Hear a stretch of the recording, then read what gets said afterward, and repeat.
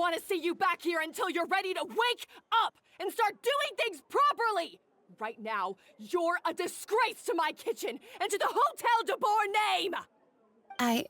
It was an accident. I'm sorry, did you hear me asking for excuses?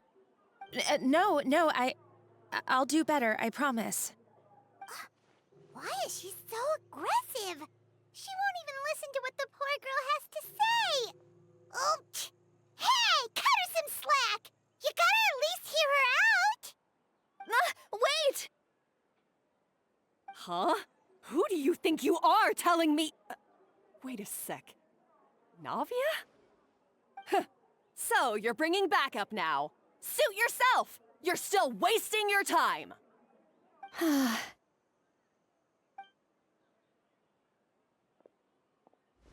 Savannah, is this how you always treat your staff?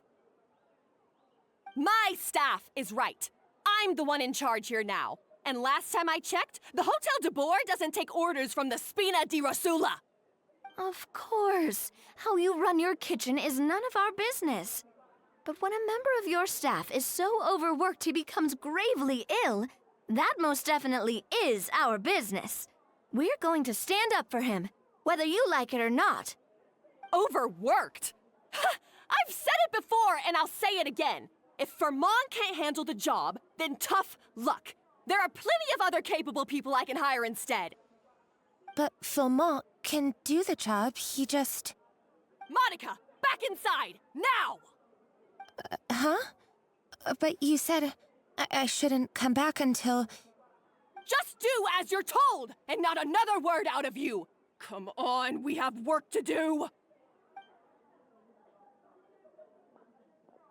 Wow, what a horrible person! Sorry. Looks like I've dragged you into some drama again. Her name is Savannah. She's the new head chef at Hotel de Boer. Ever since she took the job, she's been enforcing a brutal work regime and putting a huge amount of pressure on her staff. One guy was so overworked, he collapsed from illness. He's been bedridden for days, and he can barely even talk properly. I'm sorry. It's all my fault. I don't deserve to be a chef. At his family's request, the Spina di Rosula is trying to mediate on his behalf. We're not exactly making a ton of progress, as you saw. Savannah is adamant that Fermont's exhaustion and illness have nothing to do with her or how she's been running her kitchen. She's refusing to have any kind of meaningful dialogue with us. Our next thought was to talk to the other chefs at the restaurant and get a better idea of their working conditions. But with Savannah watching them like a hawk, no one has been willing to open up. And that's why I'm here, doing it the old-fashioned way. Camping out, watching, and waiting for an opportunity. Oh, shoot! It all makes sense now. Sorry. Paimon should have thunk before she spoke. Did Paimon ruin everything? Oh, no, not at all, Paimon. Honestly, the way she was laying into Monica, someone had to step in. I'm sure I would have piped up if you hadn't. And besides, I don't really think I'm built for espionage. Yeah, meaning it's gonna be all the more difficult to get the inside scoop now. Oh, I might as well head back to the Fleuve Cendre then. We'll need to come up with a whole new game plan. Paimon will join you, 'cause this is kinda all Paimon's fault. Oh, guys, it's fine. You don't need to worry about it. That said, if you were planning to visit the Fleuve Cendre anyway, let me take you out for a meal. I'll make sure it's a proper feast. A really famous chef just joined the Spina di Rosula's tavern. Her name is... Sorry to interrupt. I just wanted to apologize for the scene you witnessed just now. We shouldn't subject our customers to that. This is a small token from us. It's some candy from Monica. She asked me to make sure it was delivered into your hands. Monica's the one apologizing? Huh, Clearly, Savannah is the one who owes an apology. Our head chef has been a little highly strung lately. Sorry for everything. All right. Since there's candy, Paimon will drop it. Not the candy. Thank you for understanding. We'll make sure to pass your feedback on to Miss Savannah. A little highly strung, huh? Paimon doesn't get it. How did someone like her even become head chef? Well, according to Fermat's family, she hasn't always been like this. But that's a story for another time.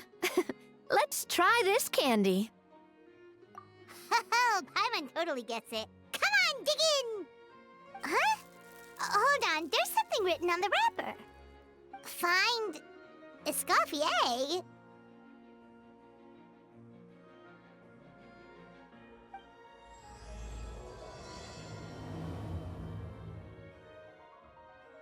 Escoffier? Could this mean... Huh? You know that name, Navia? Yeah. Let's stick to the plan and go back to the Fleuve Cendre for now. That's where we'll find Escoffier anyway.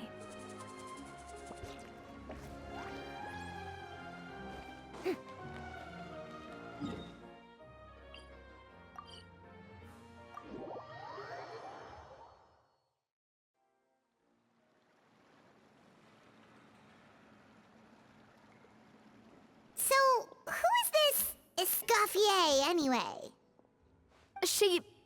Well, for starters, she used to be the head chef at the Hotel de Boer, before Savannah. She recreated the legendary Gâteau de Boer and restored the restaurant back to its former glory. Safe to say, she's the most renowned head chef in the Hotel de Boer's history, after the culinary genius Modeste himself. Gâteau de Boer? That's the super exclusive cake that they only sell a few slices a day, right? Wow. Why the heck would she let Savannah take her place? Well, apparently, the Hotel de Boer was reported for a safety incident. Someone claims that the kitchen was adding an illegal substance to their menu. But none of the chefs had any idea how it could have gotten into the food. In the end, Escoffier decided that as head chef, she should take responsibility. And she was sent to the Fortress of Meripede. The Fortress of Meripede? Well, you're right. The quantity of the substance they found was fairly minimal. Even the guards believed the whole thing was probably just an accident. Escoffier didn't have to stay in the fortress for long, but still, by the time she returned, the role of head chef had already passed to Savannah. So that's what happened. Paimon still thinks it's really unfair. Even though Escoffier is no longer head chef at the hotel, she's still well respected by the staff. So, I'm guessing what Monica wants is for us to convince Escoffier to try and negotiate with Savannah on the staff's behalf. Oh, Paimon gets it! Monica wants Escoffier to come back and kick Savannah out. It's simple. If the new head chef is stressing everyone out, then the solution is just get the old one back. Well, about that...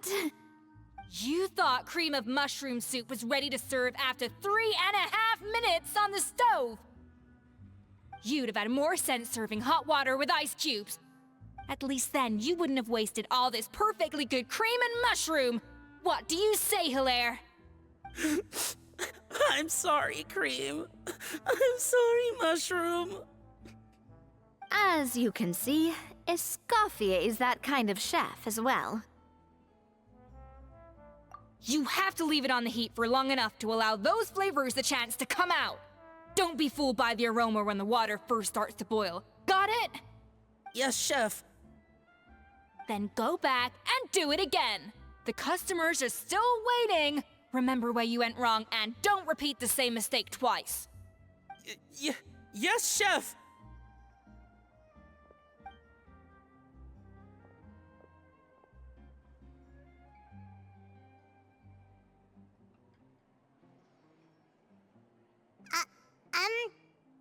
Jesus, we're... Waiting to be served? Sorry, we're pretty busy. I'm afraid you have to join the line. Oh, no, we're not here to eat. So you're not paying customers? Then I'm afraid the wait will be even longer. It's hard to talk to Escoffier when she's in the zone. Let's take a seat. We can catch up while we wait.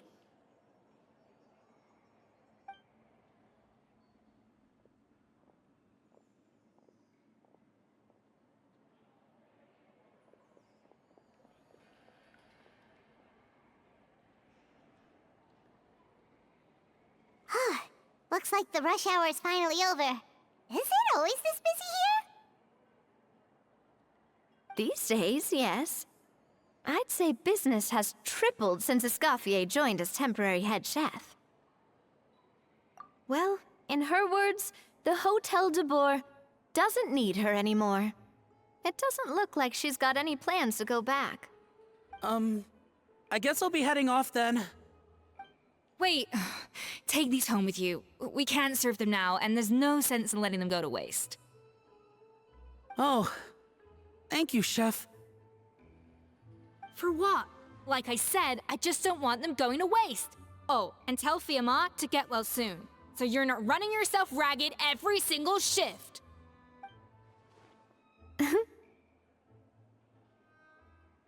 Fiamma. That's the second time we've heard that name. Who is that again? He's the chef that fell ill from stress. Hilaire is his son. And with Mom stuck at home taking care of Dad, he decided to pick up some work to help pay the bills. Escoffier knows their situation, so she's been making some extra food every day for him to take home. Hey, I heard that, Navia! I've told you before, no one's making extra food. Hilaire is making blunders in the kitchen, and I can't serve his failed dishes, so he might as well take them home. Yeah, failed dishes that just so happen to be nutritionally complete every single time. So, you two must be the world-famous traveler and her companion, Paimon, yes? Is there something I can help you with? Oh, so you know us already. We'll skip the introduction then. We're here to talk about Savannah. Oh, I certainly am. The Spina's headquarters are right next to the tavern. And I've lost count of the number of times Navi has come to pester me about it. But I don't work for the Hotel de Boer anymore. And being ex-head chef doesn't give me the right to interfere with that business. Besides, I'm the one who persuaded Savannah to take the job in the first place. What? Well, she was a much gentler person back then. A little timid, even. She wasn't at all confident that she was the right fit for the role. That's hard to believe. Are we definitely talking about the same Savannah here? Honestly, I do wonder if she's just emulating me. I mean, I'm not the most pleasant head chef to be around either. Anyway, suffice to say that given the history between us, it'll be tricky for me to tell her she's doing her job wrong without coming across like a huge hypocrite. Fiamma and the others probably think that Savannah gets it all from me. I wouldn't be so sure about that, Escoffier. Look at this note we got from Monica. She mentioned me. Whatever shortcomings you feel you have, it looks like Monica still trusts you. As for the others, well, how can you know what they think unless you ask them? Monica. Plus, it's not like we're asking you to storm in there and raise hell. We're only in the initial phase of our investigation. All we're trying to do is get the other chefs to open up to us. Oh, Monica. Oh, Monica! Escoffier? I can't believe her! Powdered sugar is supposed to be applied sparingly. Look at all that on the wrapper. It's thicker than the sole of my shoe. Unbelievable! I won't stand for this. She has to learn. Come on, we're going. Wait, So now she's, Let's go catch up to her. We don't want to keep her waiting.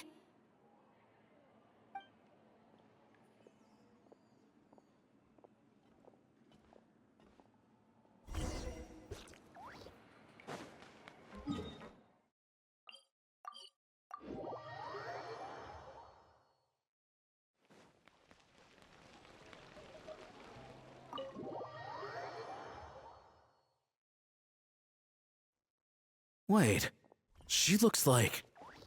Is that a Escoffier? I'm sorry. I'm so sorry.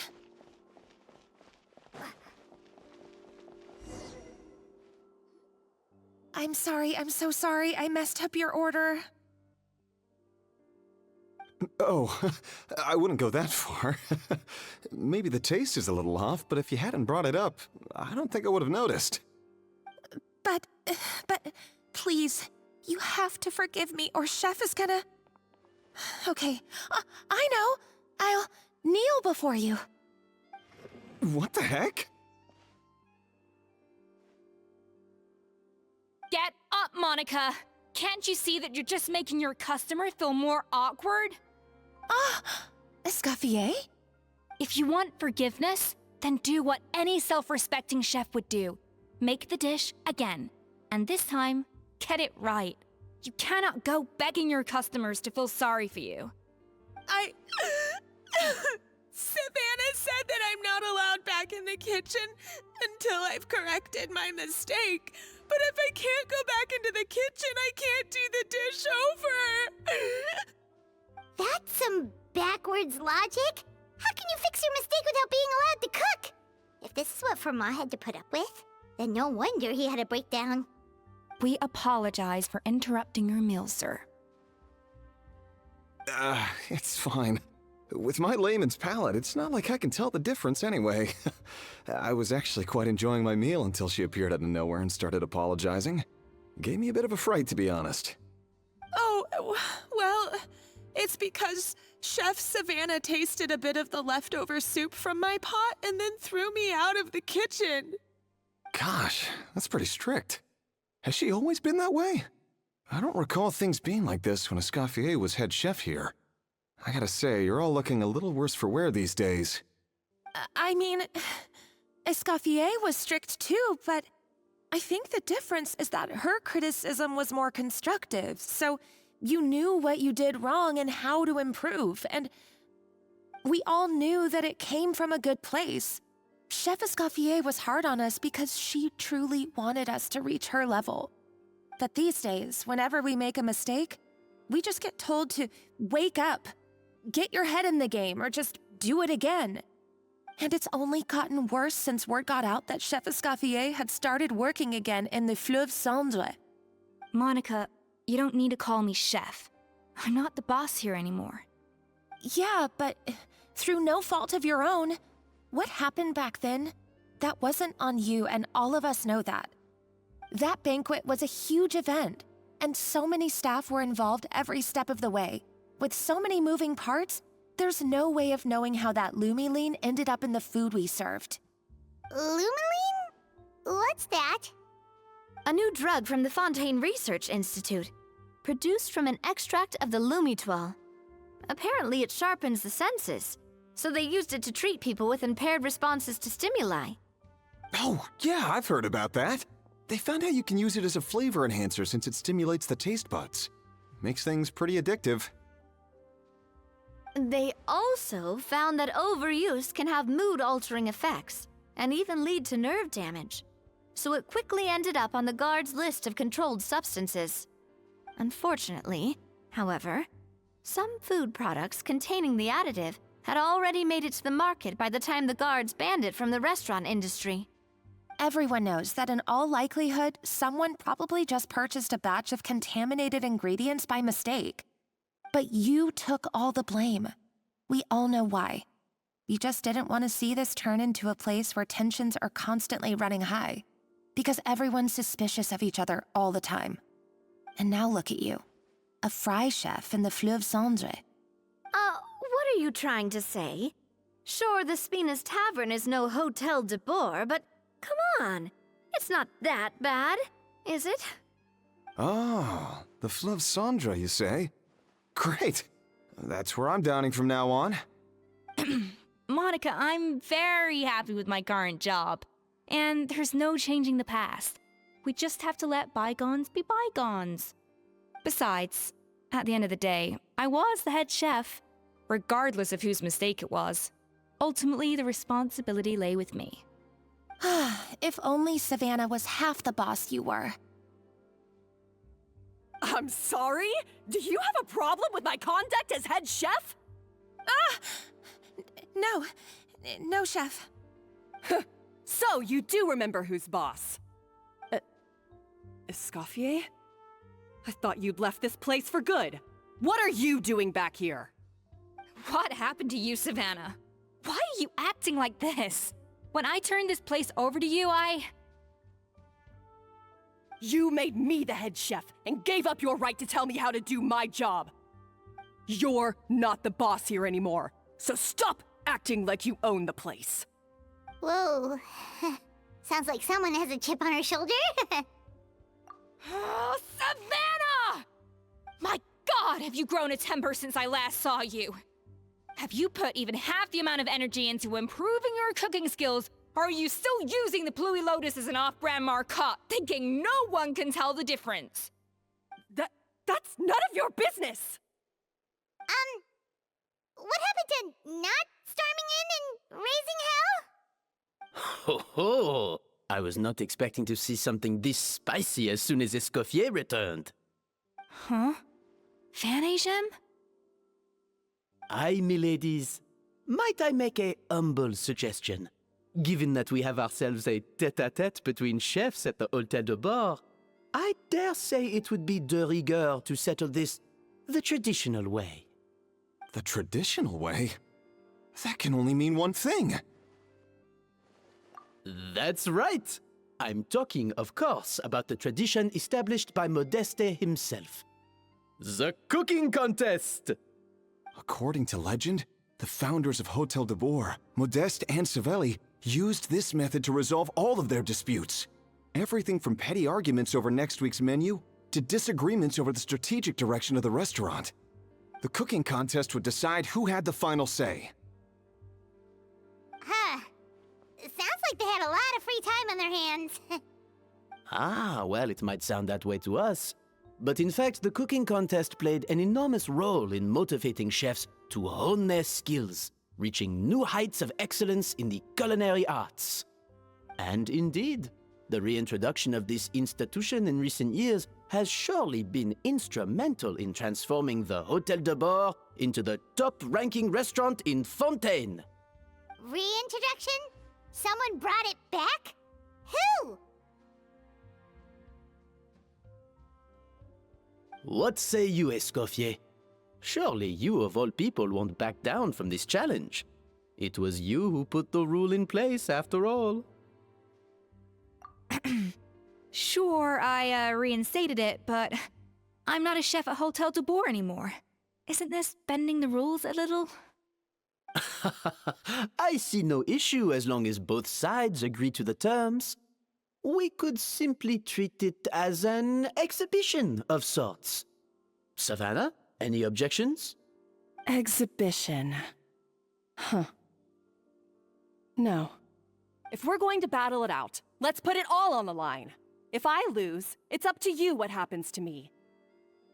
I don't want anything to happen to you. But if you lose, you hand over the Codex de Bord to me. What? The Codex de Bord? Only the legendary handbook written by the original head chef Modeste. It contains all his secret recipes, including Gâteau de Bord. It's the greatest treasure in Fontaine's culinary world, and only the present and former head chefs of the Hôtel de Bord have the right to read it. Present and former? Wait, but that already includes Savannah, though. What do you want that old thing for? You have your own copy, don't you? Don't take me for a fool. You know perfectly well what I mean. I want your copy, the original version. The one you took with you when you left us. I'm sorry, I must be missing something. You know, there's no difference between the original and the copy, right? They contain the exact same recipes. Stop trying to change the topic. What's wrong, Escoffier? Scared you're gonna lose to me? Or are you scared of me getting my hands on the original codex? Savannah, you may remember that we gave her the original as a parting gift to thank Escoffier for her years of service. Asking for it back feels a little, Oh, I'm sure it won't be an issue, as long as both sides agree to the terms. Those were your words, weren't they? And as for the contest itself, let's make it a bake-off. Gâteau de bourre, per the recipe in the codex. Well, Escoffier, you against me. Are you in or out? You sound surprisingly confident. All right then, let's see how much you've actually grown. I hope you surprise me, Savannah. I'd hate to find out that all you've learned after this long is how to chew people's heads off. Believe me, I'll show you. Escoffier, are you sure this is a good idea? You accepted her terms a little hastily. Oh, it'll be fine. Let's head back to the Fleuve Cendre so I can get prepping.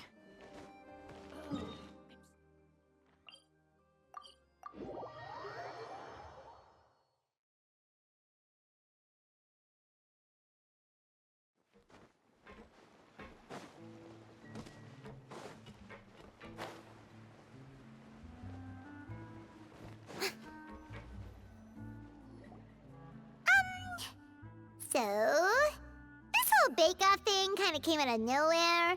Was it really sensible to just go along with it? Well, I got a sense that she's holding something back.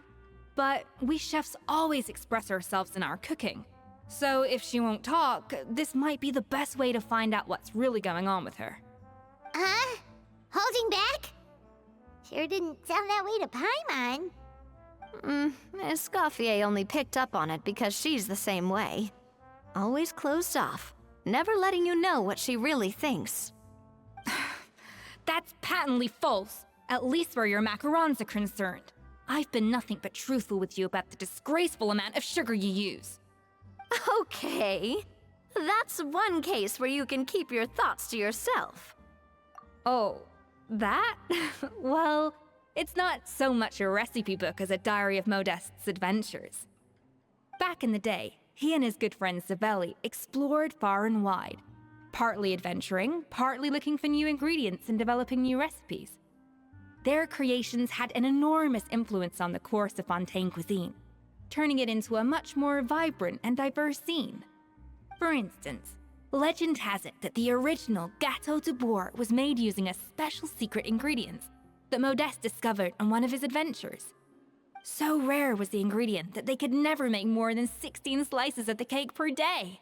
But everyone who tried it claimed that it was one of the most blissful and invigorating things they had ever tasted.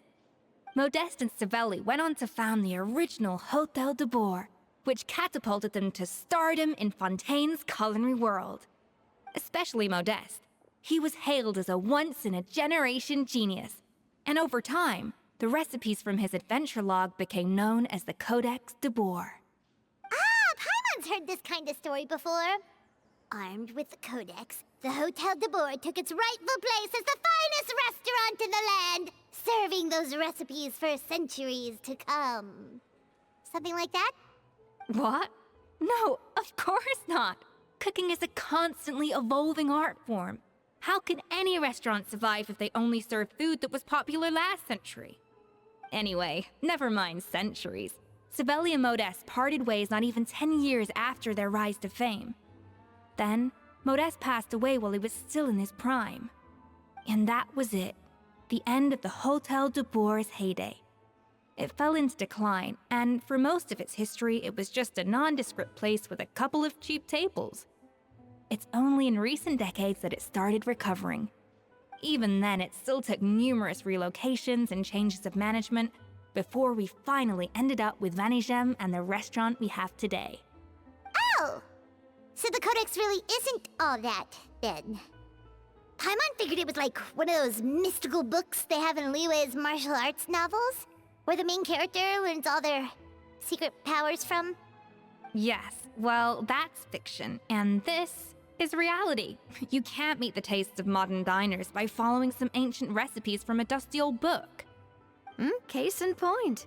Even the Gâteau de Bourg they sell now is actually Escoffier's reimagination. Wait, really? Why though? Didn't that recipe make it into the codex? It did, but like I said, it's the dusty old book now, and the records aren't as legible as they once were. Not to mention that there's no way of finding the secret ingredient Modeste wrote about. So, reimagination is right. I consulted some historical records and took what I could from the codex. But ultimately, the Gâteau de Bourg of today is my own recipe. As for why we gave it the same name and kept the tradition of only selling 16 slices a day, well, you've got Venegem's business sense to thank for that. Oh. Huh. Well, that kind of takes all the mystique out of it. Hey now, it might not be the original Gâteau de Bourg, but it's still the most delicious cake in Fontaine today. And who knows, maybe Escoffier's version is more suited to your palate. Just think, if the original truly was the perfect cake you're imagining it to be, there's no way the recipe would have been lost to history, right? Not to mention that the Hôtel de Bourg never would have fallen into a slump. Anyway, before I left my role as head chef, I made a copy of all the recipes from the codex, including my own improved versions, and turned them over to Savannah. So why is she so interested in the original copy? Could it be a symbolic thing? Like, whoever holds the original Codex de Bourg is the true head chef? Well, it was clearly precious enough to give to Escoffier as a parting gift. Meanwhile, Savannah only got a copy. Maybe from her point of view, it's like management doesn't truly see her as being worthy of the role. You think so? The only thing is, it was her suggestion to gift me the original in the first place. Well, a joint decision by her and Venegem. But still. What? Huh. Guess she's had a major change of heart since she became head chef. Yeesh. Who knows? We could speculate forever. Better to just let our gâteau do the talking. It means besting her in this bake-off, and then getting her to explain herself, even if I have to beat it out of her with a spatula. However much she's changed since we worked together, I believe that she still has her chef's pride. And if she respects the art, she'll respect the outcome of our contest. Well, I'm confident that you and your spatula can get justice for Froment. All you need to do now is win the contest. But that should be a breeze for you. Let's not get too ahead of ourselves. Gâteau de Bourg is very complicated to make. Usually, it takes 3 chefs working in tandem to cover everything. Now, if I had to push it, I could probably do the work of 3 chefs myself. But I'd prefer to play it safe if I can find a couple of assistants in time. Well, that's easy. The 3 of us are veterans in the kitchen. You just need to pick 2 of us. Well, I have heard the Traveler is an accomplished cook, as well as a warrior.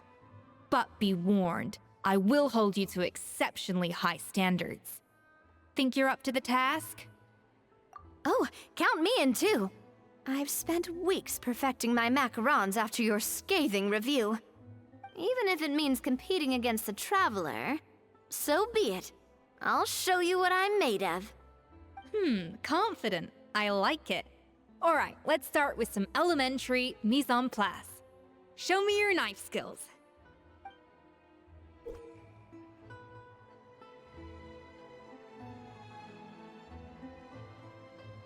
I've always called it chopping stuff up, not mise en place. But it's basically the same thing, right? Oh, Navia. The difference in your case. Looks like you found that easier than I expected. Yeah, thankfully it was pretty straightforward in the end. You made it sound like we'd be carving statues out of fruits or something. Well, brace yourself, because the next step is anything but straightforward.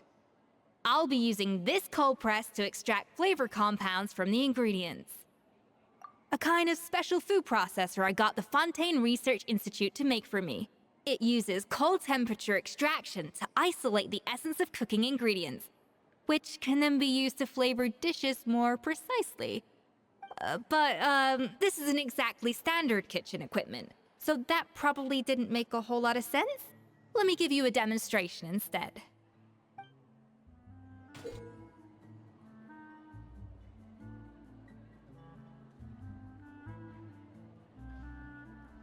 Custom-made equipment from the Fontaine Research Institute, huh? That's some pretty high-tech food prep. Paimon's never used anything this weird before. Cool! Not weird. And done.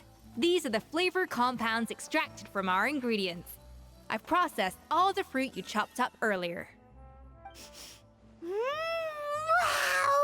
Even the smell is so much more concentrated. What next? Do we add all this stuff in? Absolutely not! Throwing everything in at once will ruin the balance of flavors. We have to go slowly and carefully to calibrate the exact flavor we want. I'll demonstrate again. Now, watch closely. I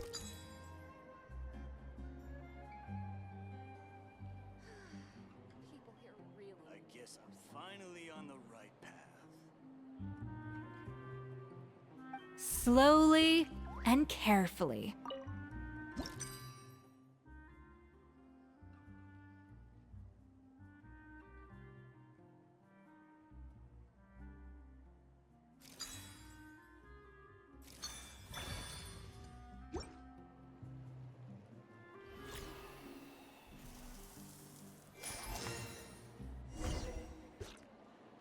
And voila!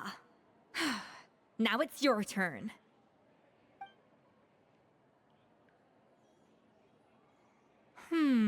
Not terrible. Considering this was everyone's first time blending flavor extracts, it could have been worse. But the Traveler's work was surprisingly good. Are you sure you've never done this before? You got almost perfect results on your first try. That goes without saying. Still, credit where credit's due. You did well. Alright, now for the part I've been looking forward to. I want each of you to cook something from the Hotel du Bois' current menu. I'll judge your submissions and give you a final score. That's right. The true test of your cooking skills is the finished product. It'll be good practice for the contest itself. Now get to it. Chop chop!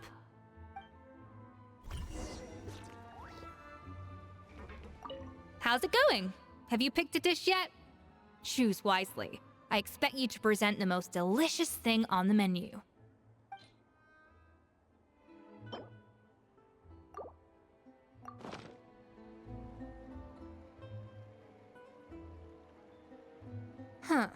I know this doesn't represent what you're capable of. Try again, and this time, I want to see you make a proper attempt.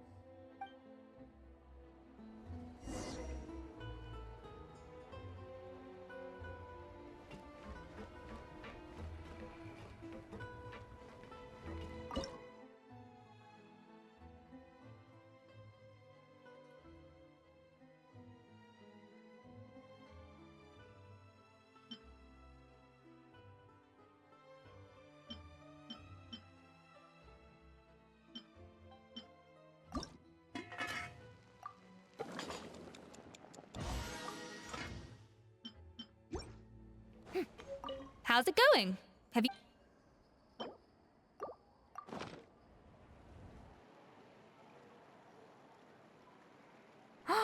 Look at that! With the grace of a snow-winged goose, as I like to say. Now, let the grating commence.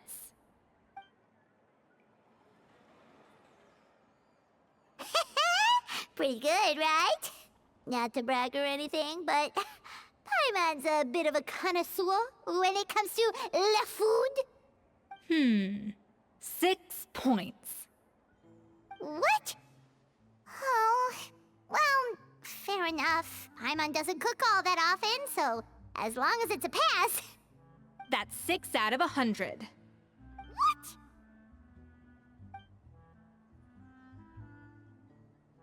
You say you're a connoisseur, but it's quite clear from this dish that you have far more experience consuming food than creating it. By that logic, I suppose you think listening to Lady Farina on repeat every day would make you an opera singer. Aww. Ugh, me next. I'll have you know that this batch of macarons has 2 whole tablespoons less sugar than my previous ones. So you went from 12 tablespoons to 10? Well, it's nice to know you actually measured it out, because it tastes like you just threw in whatever was left in the jar. 6 points. Aw. Now to the final dish. So, what do you think? This is our last hope. 8 points. Darn. That's barely higher than what we got. Not exactly. The color is spot on. Beautiful aroma. Excellent presentation. I have to give this one 8 points out of 10. Maybe even 9 points. Huh? How did you pull that off? Don't get me wrong. There's room for improvement. But still, this is clearly the work of an accomplished chef. I can tell that you've put many hours of work into honing your skills in the kitchen. I can really taste the grace of the snow-winged goose in this dish. The traveler's journey, with all its trials, tribulations, and setbacks. Not to mention the frustrations of having a picky eater for a partner. Hey, you made that last part up! No way did you taste that! Well, it looks like I lost fair and square. I guess you'll be taking the traveler as one of your assistants then? But if it takes 3 chefs, that still leaves 1 slot remaining. Maybe Paimon and Navia should keep practicing and see how it goes? Chef Escoffier! Oh, it's Hilaire! What brings you here? I heard the news about the cooking contest. You're doing Gâteau de Bois, right? I was just wondering if you needed any help? And you think you're up to the task, do you? Oh, no, I know I'm not there yet. It's actually my dad who wanted to help. Firma, last I heard, you could barely get out of bed. Chef Escoffier, Navia, Traveler, thank you all so much for everything you're doing for me and my family. I've had enough of sitting around at home while you run yourselves ragged. If you let me, I'd like to help you win this cooking contest. Yeah, I was gonna say the same thing. Don't you worry. I'll be fine. I'm feeling much better now. I'm sorry. I know I've been rather useless these past few days, but not anymore. The fact is, I'm a fine chef, despite recent events. I've proven myself in the Hotel de Bois kitchen, so if anyone's qualified to work under Chef Escoffier, it's me. I think. I hope so. Firma, have you even set foot in a kitchen since leaving Hotel de Bois? I have not, but I'm fully rested now. I know I can handle it. I'll prove it. Let me whip something up for you right now.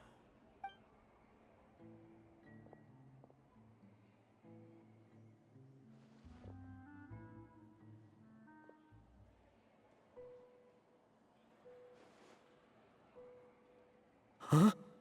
That's strange. Why are my hands shaking? What do you call this, Firma? I can't seem to grip my knife. Do it again! Again! Again! I... Hopeless. Get out of my kitchen yesterday.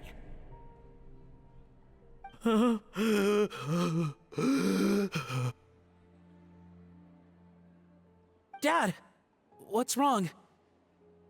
I don't understand. I was feeling so much better, and then Will I never be able to work in a kitchen again? Dad, talk to me. What happened? I think the real issue here is not physical exhaustion, but psychological trauma. Monica, when did you get here?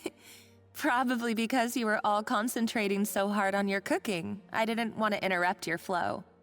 But anyway, Firma, I'm so sorry. If only I'd known how serious your situation was, I would have stood up for you sooner. You have nothing to apologize for, Monica. During those long nights of redoing every order, you were the only person who looked out for me. Oh, come on. All I did was make you some tea. I doubt it was much help. Savannah was so ruthless toward you. I probably should have brought you something stronger. She sounds like the worst. All right, another Savannah horror story. Let's hear it. She's been getting harsher and harsher on us ever since she heard about Escoffier's new role in the Fleuve Cendre. Seems like no matter what we make, she'll find something wrong with it. What is this? It looks like a dog's been at it! In the trash now! Then she orders us to redo the dish again and again, but we never know what's going to make her happy. Do it again, do it again, do it again! Every time you remake it, you just get another earful from her. Either straighten yourself out, or get out of my kitchen! So now, it seems like just picking up a kitchen utensil gives me flashbacks of her yelling at me. Oh, man. That must be awful. The more I want to get it perfect, the more my hands shake, and the more scared I am of making another mistake. How can you give up so easily, Firma? You weren't acquitted when you were working for me. And even under Savannah, you talk about working late into the night trying to perfect your dishes. That says to me that you still hadn't lost that determination to prove yourself. What changed? I don't know what's come over me. When I think back, I just remember feeling like my heart and my hands were growing heavier and heavier as the shift went on. Each time I had to redo a dish, my heart sank a little further. Maybe Savannah was right. Maybe I am just hopeless at this. Dad. I see. Well, it sounds like there are some deep issues at work here. Ones that won't be resolved by merely seeking compensation. I will win this contest, and after that, I encourage you to approach Savannah and talk this out. But what if you can't find another assistant in time? Clearly, I'm in no state to help out. You think being one person short will ruin my chances? Let's not forget, I taught you and her everything you know. Even if I had to go it alone, I would present the perfect gâteau. Oh, well, Paimon and Nadia will still keep practicing, just in case. And so will I. Yeah! And if worse comes to worse, we can always get the Spina di Rosula to put out an emergency call for chefs.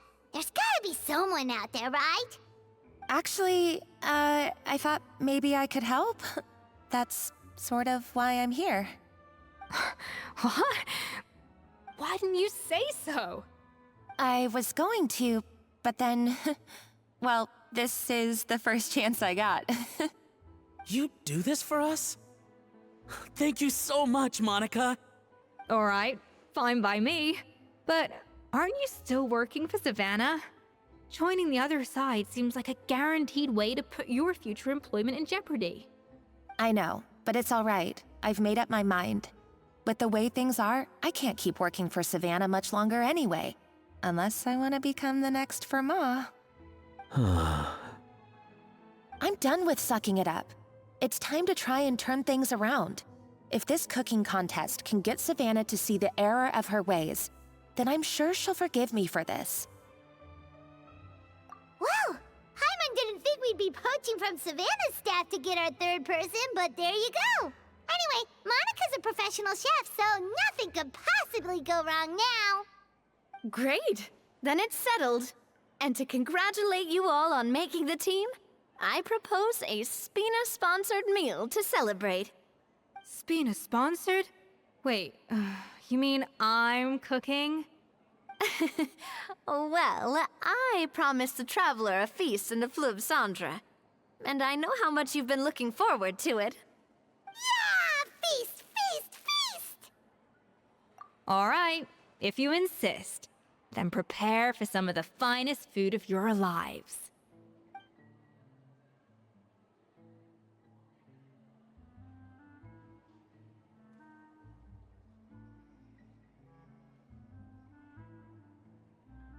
That's not a bad idea, actually.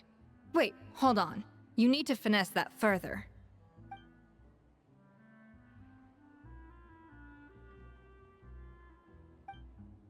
That was a dream come true. Paimon never knew Fontanian cuisine could be this good.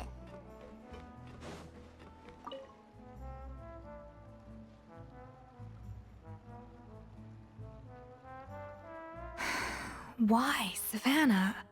Why? Oh, nothing.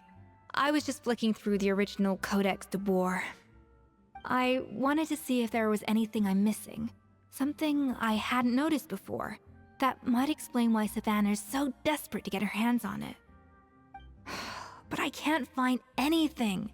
It's just some hastily scribbled recipes in between diary entries from Modeste's adventuring phase. And most of it's not even legible anymore. The copy I gave her not only has all the recipes in full, but even includes my own private tips and notes from years of experience. Surely that's infinitely more useful than this old thing.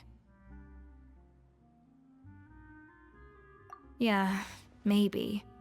Still, it's just hard for me to imagine that the Savannah I knew would go to all this effort just to make a point. We were. At least I always thought we were. She was a little shy, but meticulous with everything and everyone she dealt with. She made a few mistakes here and there, but she was quick to correct them whenever they were pointed out. And she was always striving to improve as a chef. Those qualities are why I recommended her to replace me as head chef. I never imagined for 1 second that she'd cause Fiamma and the other staff so much grief.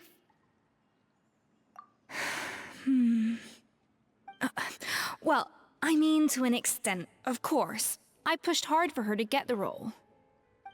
And the idea that she turned out like this because of me is difficult to come to terms with. I wonder if this is how Modeste felt back when he was writing the Codex. Yes, with his good friend and co-founder of the Hotel de Boer, Savelli. The story goes that after Modeste unveiled his Gâteau de Boer and was hailed as a culinary genius, he was admired and adored by all. But his newfound fame slowly drove him and Savelli apart. Unlike Modeste, whose every new creation was an instant hit, Savelli seemed to face setbacks at every turn. Doors that would swing wide open for Modeste would shut in Savelli's face. And with Modeste being whisked off to all manner of functions by his celebrity friends, he had less and less time to discuss the culinary arts with Savelli. People started gossiping about Savelli, and their relationship between the two gradually soured. Everything came to an abrupt end when Modeste, still in the prime of his life and still hailed as a genius, suddenly died from an acute illness. And that was it. They neither had a decisive split nor got the chance to properly reconcile. Their story just came to an end. One rumor had it that Savelli actually killed Modeste out of jealousy, even as the latter was hoping to make amends. Unlikely. It's a popular theory, but there's no real basis for it. At least there are no records of Savelli ever being convicted of a crime. Still, beyond a point, there's no way of knowing what truly happened in the past. All we can do is try to make sure the present doesn't quite go as badly. And that's why I have to win this contest tomorrow. Then get the truth about everything that's been going on, even if it means cracking her open like a nut. Really? Well, I like the confidence. Don't let me down tomorrow, then. You better bring your A game.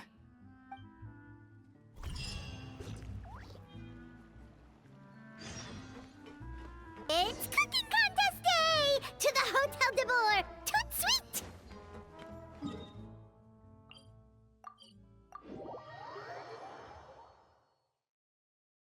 Strike a pose! Did you hear the news? Escoffier's coming back for a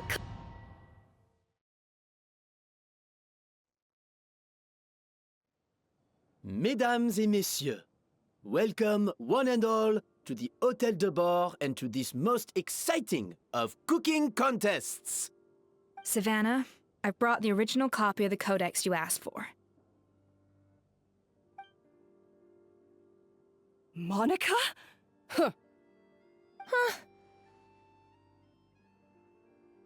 In the interests of fairness, this contest will be conducted in a double-blind format. Once the dishes are complete, they will be sent to the back of the kitchen where they'll each receive a label. The labels will be placed out of sight underneath the plates, only to be revealed after the judges have sampled them and reached a final verdict.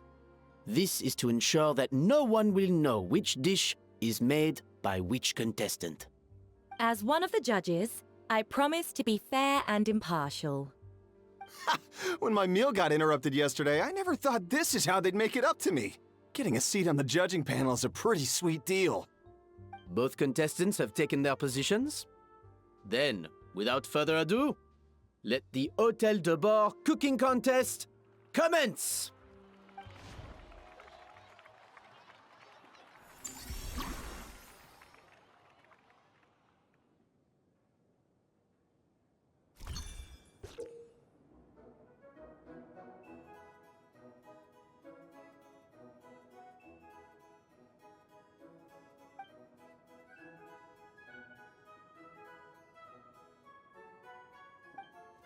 Monica, even the best chef in the world can't flavor their food without prepping the flavoring, right?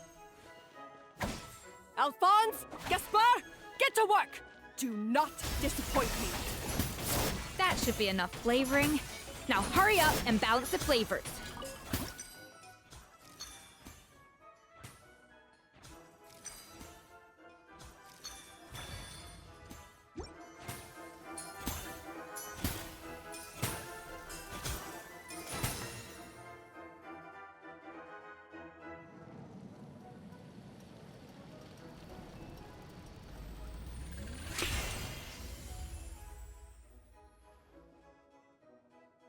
Come on, Escoffier!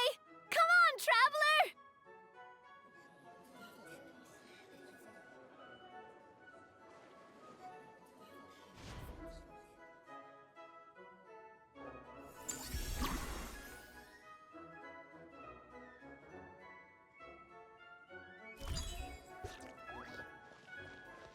Yeah!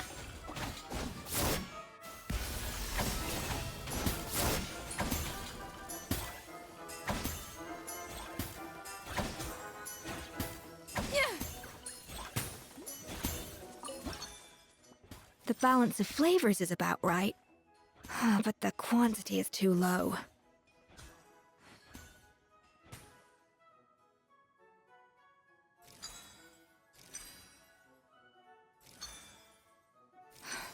Stay calm, Escoffier. There has to be a way to balance the flavors. Just think.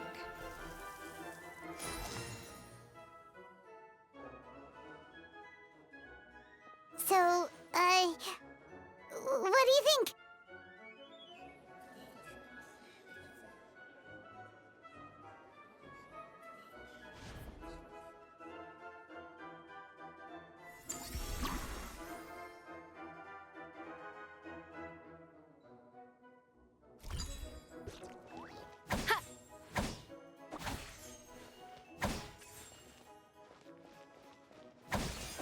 Off to the freezer!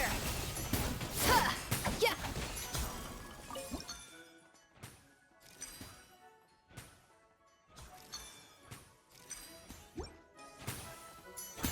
Escoffier is already on the final step of the recipe. Let's check on Savannah's progress.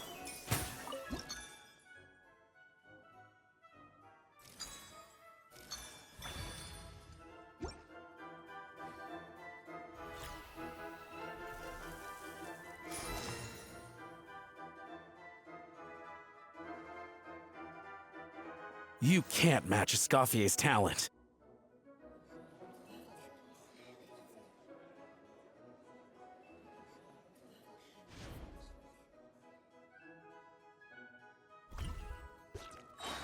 I present to you Gâteau de Bourg.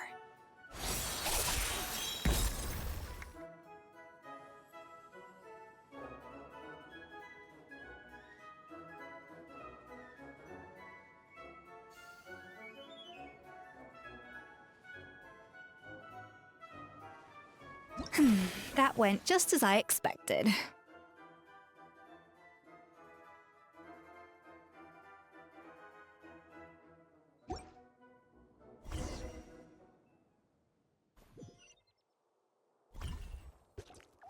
Time's up! Contestants, please take your dishes to the back.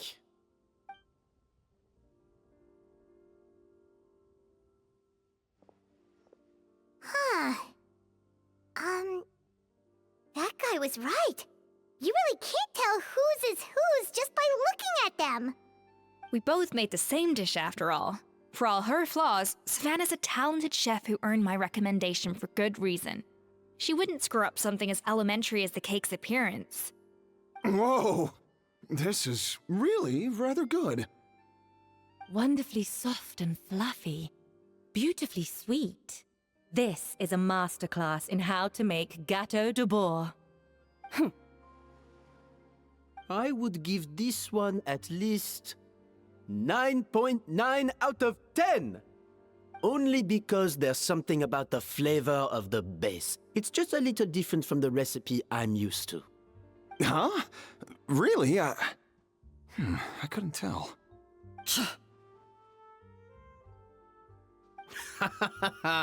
All right, on to gâteau number 2. I haven't had a single bite and already this aroma is a delight to the senses. I have a feeling that this gâteau will be a gâteau for the ages. How exciting! I'm gonna dig in.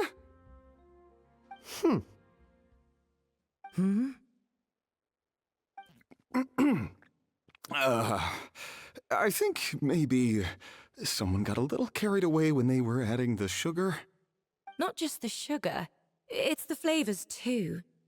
This is all over the place. Who made this? It appears the decision is unanimous. This gâteau is far below the standard we would expect. Whew! And Paimon thought this might actually be close. Turns out she can't bake to save her life. Something's not right here. Savannah may not be perfect, but no way is she this sloppy. I can now declare that the creator of the first gâteau has won this cooking contest. Now, all that remains is to turn the plate over and reveal the chef's name underneath. What? It's Savannah? No! That's impossible!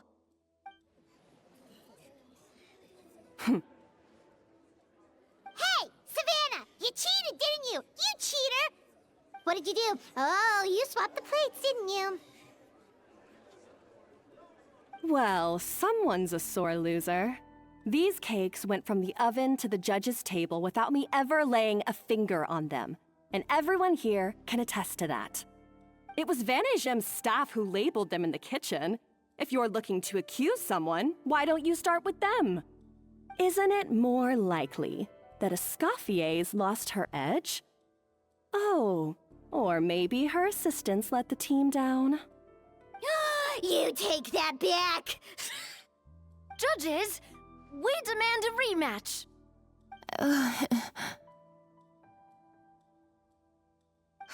That's enough! What's done is done.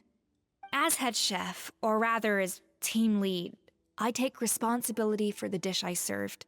Whatever went wrong and however it happened, I should have spotted it.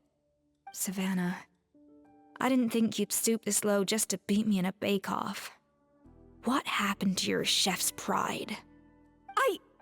I don't know what you're talking about. If you want the Codex de Boer that much, you can have it. Escoffier, no! But you must promise me that you'll apologize to Firma and compensate him for everything you put him through. It's a little late to be negotiating terms.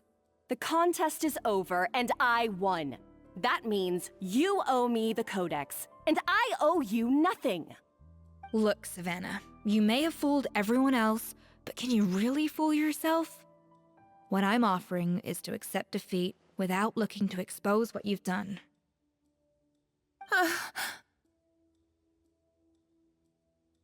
But only on the condition that you promise to stop putting so much pressure on your staff. Fine. I'll treat this as your final handover of duties from one head chef to the next. So, will that be all, ex-head chef? Or is there any other unfinished business you'd like to leave in my hands? I didn't mean that to be a scolding from your former boss, just a word of advice from a fellow chef and a friend. But I don't know if you're even open to input from other people anymore. I know what I'm doing. I don't need your advice. All right, fine. I'm glad to hear it.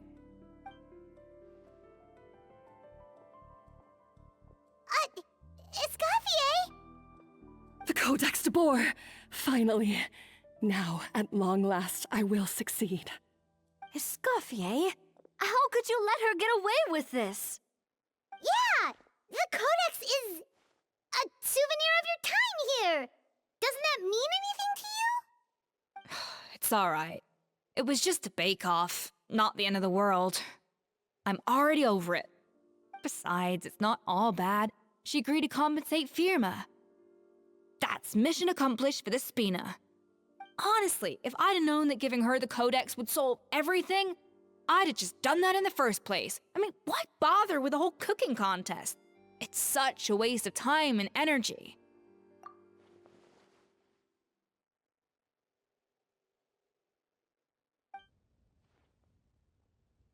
No. No!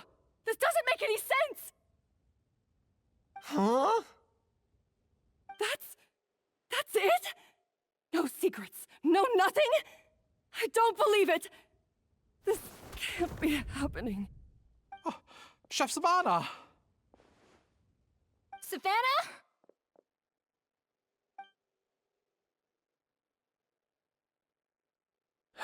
It's nothing life-threatening. Just a lot of pent-up stress and exhaustion. Oh, I knew it. Pent-up stress? The truth is, however hard she might be on the rest of us, the person she puts the most pressure on is herself. Yes, there are nights when she makes us redo things over and over into the wee hours. But for her, it's every night. She'll hide herself away in the kitchen, working on new techniques and recipes, and only realize how long she's been at it when we come to work the following morning. But why? Why would she do that? Our best guess is, she doesn't want to be seen as less of a chef than Escoffier. And there it is. Even so, that's no excuse for taking her anger out on the rest of you. Yeah, and it's definitely no excuse for cheating in the cooking contest. About that, we honestly have no idea how she did it. We were focused on our own work the whole time, like she asked. Leone and Algalia were the ones I tasked with labeling the cakes. I've already spoken to them both. They're at a loss to explain it too. Not to worry. Come on, join me downstairs. I'll interrogate the guilty gâteau myself.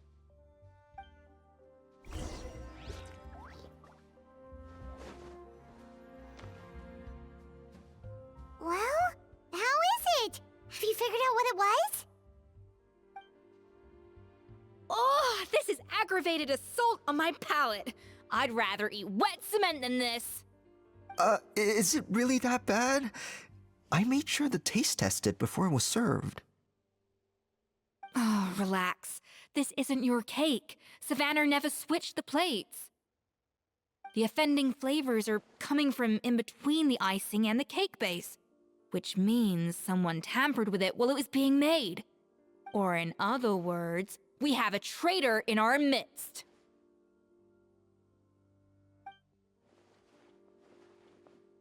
I'm sorry. I was forced into it. It was Chef Savannah. She said if I didn't cooperate, she would... Calm down, Monica. I've already accepted defeat. And if I wanted retribution, I would have brought this up when the results were announced. Whatever's going on with you, just spill the beans. There's no need to hide it.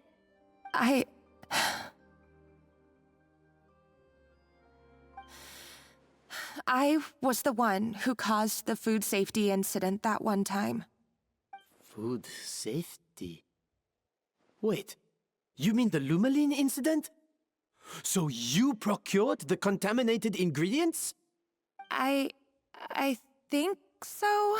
Savannah and I were on procurement that day. I didn't check everything as well as I should have, and so I let contaminated ingredients make it into the kitchen.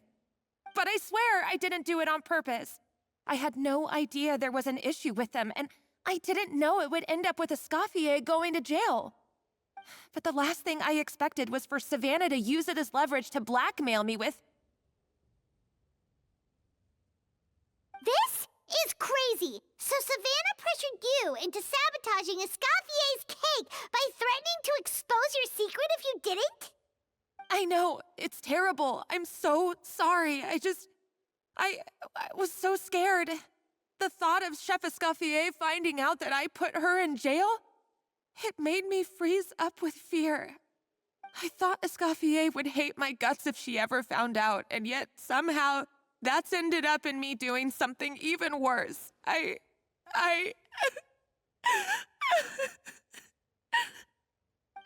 Seriously?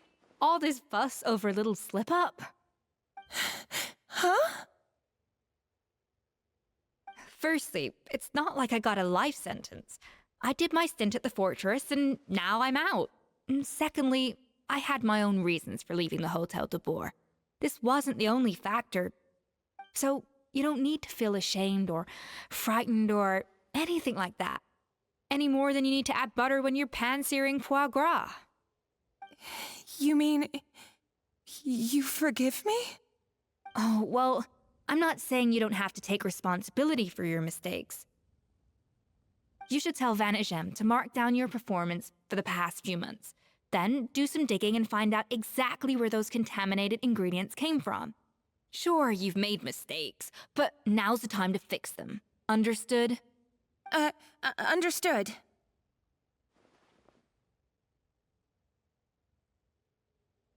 Good.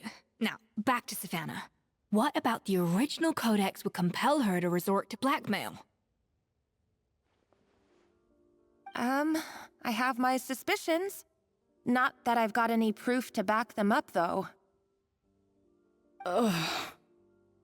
What happened to me? I've overheard some customers murmuring about how the Hotel de Boer hasn't been the same since Escoffier left. They think our menu doesn't taste like it used to, especially our signature items. Now that you mention it, I noticed it during the contest too. I couldn't put my finger on it, but the flavor seems subtly different from how it used to be. But the difference was so small, I'm sure no one would notice it besides our most loyal customers and true dessert connoisseurs. Still, as head chef, it's easy to see why Savannah would get so hung up on it. So many times I've seen her make the cake base over and over again, late into the night, determined to match Escoffier's version. But something's always slightly off every time. Yeah, I've noticed that too. Never really gave it much thought, though. Thinking back on it now, it's clear that Savannah's been in a downward spiral ever since Escoffier left. She wants to prove that she can fill Escoffier's shoes. That's gotta be the reason. But after countless setbacks, she's getting more and more unhinged. And at some point along the way, she switched from doubting herself to doubting Escoffier. Doubting Escoffier? For what? Yeah, it would explain why she was bent on getting the original at any cost. She must have thought Escoffier purposely omitted key details from her recipes when she copied them out. Also, she could retain her place as the #1 chef in Fontaine, the only one privy to all the secrets of the trade. Oh, for goodness sake. What a stupid idea. Of course. Then she finally got the codex only to discover that the secret recipes she's been pining for don't exist at all. Seeing how utterly wrong she was must have been a real shock to the system. It probably brought up everything at once. It overwhelmed her, and she passed out. There's still one thing that doesn't make sense, though. If Savannah had the real recipe all along, how come it tasted different? She might not be on the same level as Escoffier, but surely after like 50 attempts, she'd get it right one of those times. You'd think so, but geniuses like Escoffier are in a league of their own.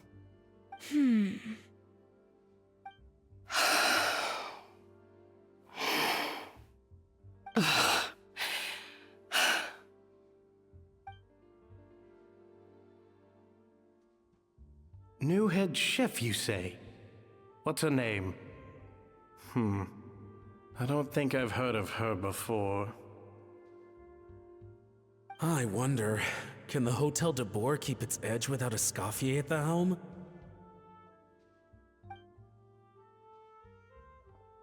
This tastes different from last time.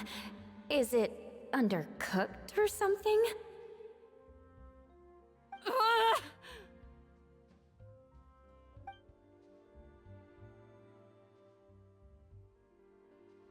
Take this. It's a copy of the Codex de Boer. From now on, you will be its keeper. Don't listen to the doubters. If I say you can do it, then you can do it. Even if you don't believe in yourself, at least believe in me. Hey, did you hear me? Once I'm gone, the restaurant is all yours.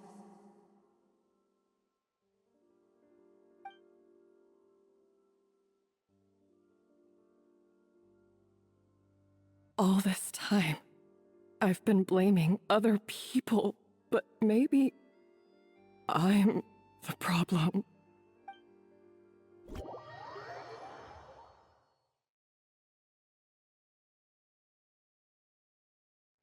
I sincerely apologize for putting everyone out. Savannah's awake now, but I don't think she's ready to speak to anyone yet. Let's give her the day to calm down. I'm sure you'll have the chance to talk everything out tomorrow. In that case, I'll go and update Firma and his family. I wonder what he'll make of all this. So, we'll come back tomorrow then. That was a long day. I think I've earned myself a sweet treat when I get back home. Oh, nice! Macarons? Or are you gonna switch it up this time?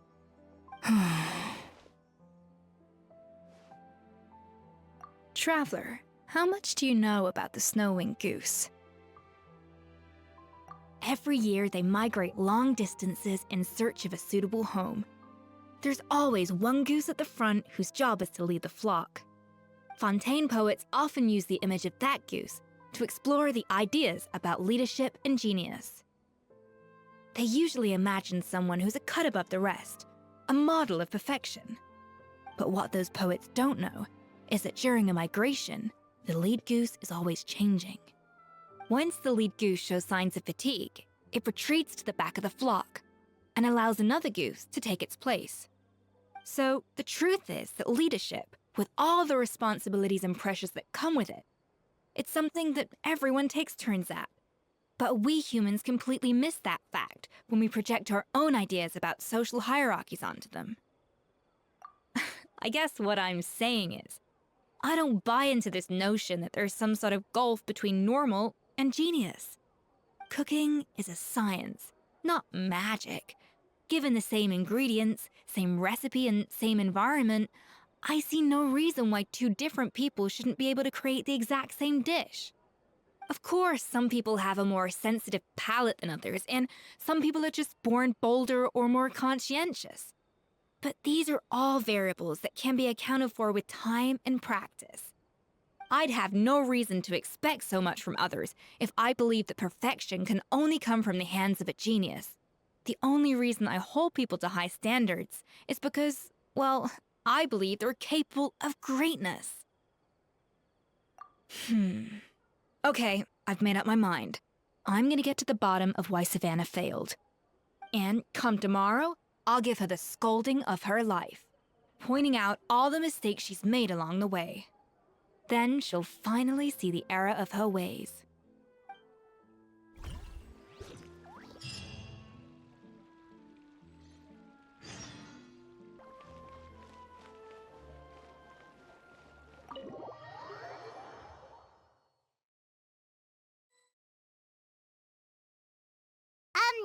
Why are we here so early? Our meeting with Vanagem isn't for a while.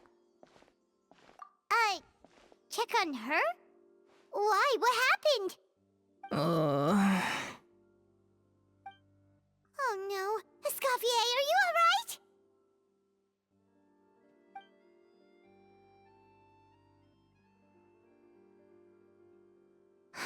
I'm fine. Just need to get some more coffee in me. Huh? What happened to my coffee? Did I really drink it all?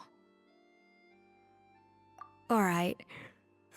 Thanks. I appreciate it. Well, there's cooking facilities here. Or we could just grab a cup of coffee from Cafe Lutece, but either way, hurry!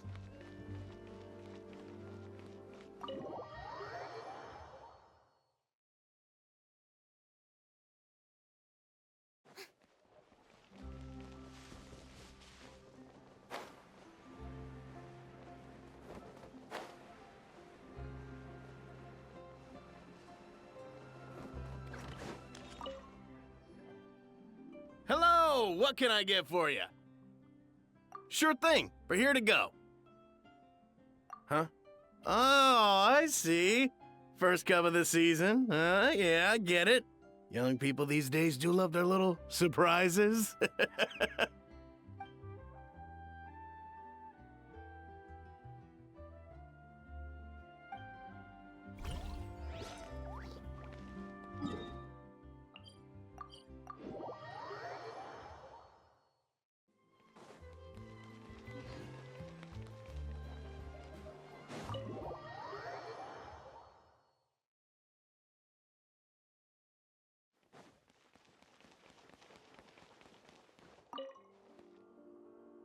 Coffee. Need coffee.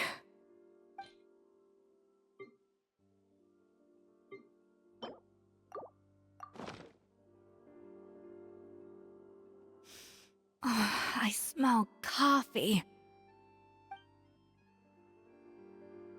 I feel much better now. Thank you so much, Traveler in Paimon. Glad to hear it, but make sure to catch up in your sleep when you get the chance. I think I figured out where the problem lies. Honestly, it's ridiculous. I don't know whether to laugh or cry. Wait, what investigation? What are you guys talking about? I'll save it for when everyone else gets here. It's so stupidly small, I can't believe it's caused so much drama. Yes, except my failures were stepping stones to success. Escoffier, have you seen Savannah? Huh? No, not since yesterday. Why? What's wrong? After seeing her home yesterday, we were all a little concerned about how she was doing. So, I dropped by her place early this morning to check on her. Only to find an empty house with the doors wide open. I left Alphonse and the others to keep watch at her home, while I checked the Hotel de Bord. I'm worried something bad might have happened. If she's not here, then where could she be? Boss, Escoffier, bad news. Alphonse? You're supposed to be keeping watch at Savannah's house. We were, but then, just after you left, we found this stuff in her house. Oh, looks like a map with a bunch of random places circled. What does it mean? Wait a second. This feels familiar. I'm sure these places are all connected somehow. Of course, from the Codex. They're all places that Modeste explored on his adventures. Yeah, but I don't understand. The adventure logs in the Codex are too fragmented to be of any use. How come this map shows all the missing details? The Codex de Bord? Then, this place marked in red out at sea. Could that be the fabled birthplace of Gâteau de Bord? Seriously? So now she set her sights on finding the original recipe and beating Escoffier that way? Geez, Savannah. Anything to overcome a gâteau plateau, huh? Ugh, idiot. Does she have a death wish? Those ruins are thousands of years old. Hold on, there's more. Besides the map, we also found these letters.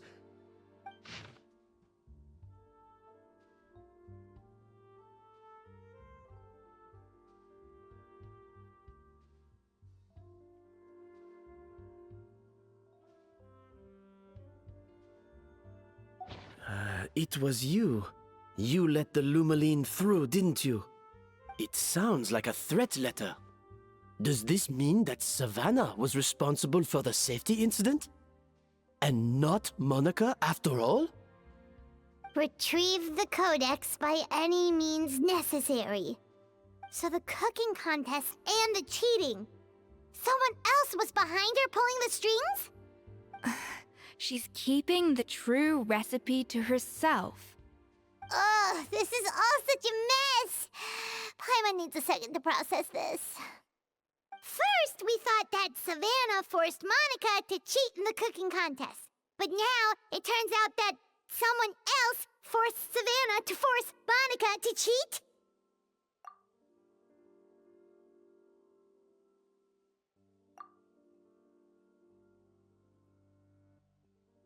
You're finally here. Of course. I should have put two and two together as soon as I read your threat letter. The food safety incident, the demand for a cooking contest, the instruction to blackmail Monica, even the suggestion that Escoffier was keeping secrets from me. It was all part of your grand plan, wasn't it, Monica?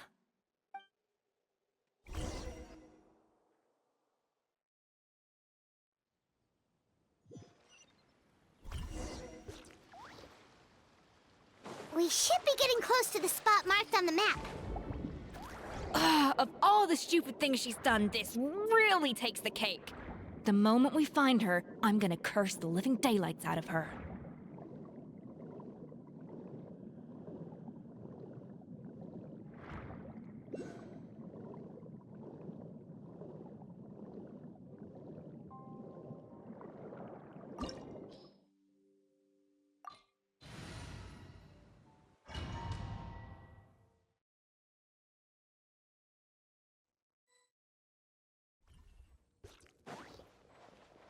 Let's ride! Off we go.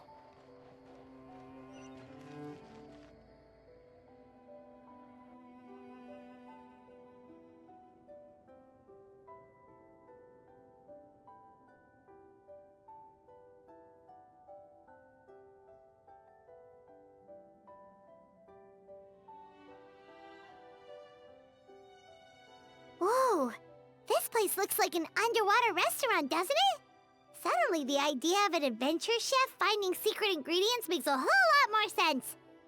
I think Modeste's Codex mentioned this place. A public bath from the time of Remoria. So yeah, definitely the kind of place that would have served food and drinks. Huh? Some blubber beasts have come to join the party? How did they get here?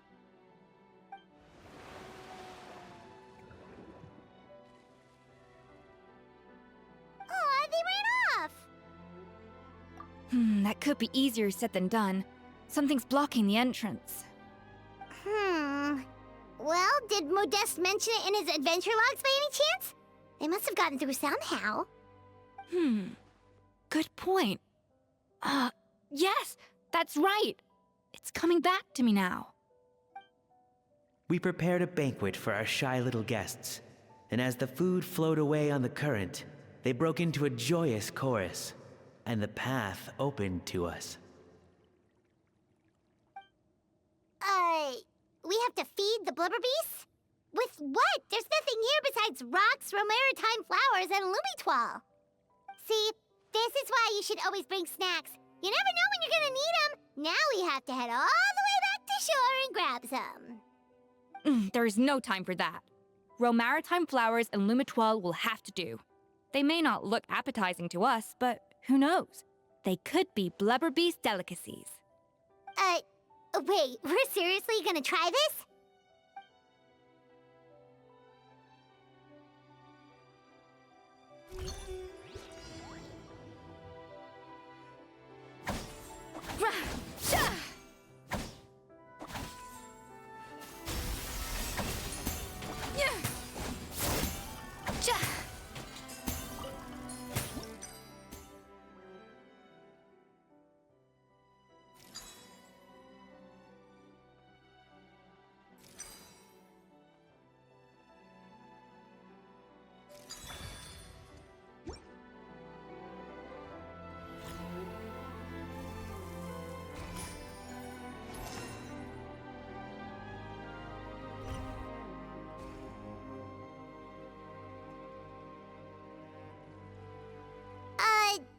Beasts or not, are we sure this stuff is edible? Trust me, they'll love it. Oh, good question. If we try to put them in the pool, we'll probably just scare them off again, and who knows how long they'll be gone. Yes, we can't afford to wait for them to double back. What was it that Modeste said again? Something about the food flowing away on the current.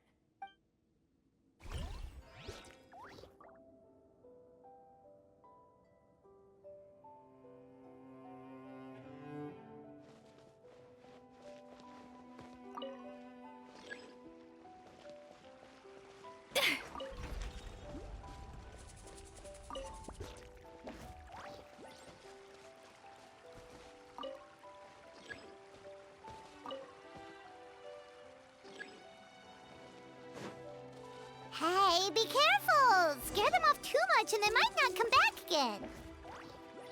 Wow, it's really singing! It must taste better than Paimon thought!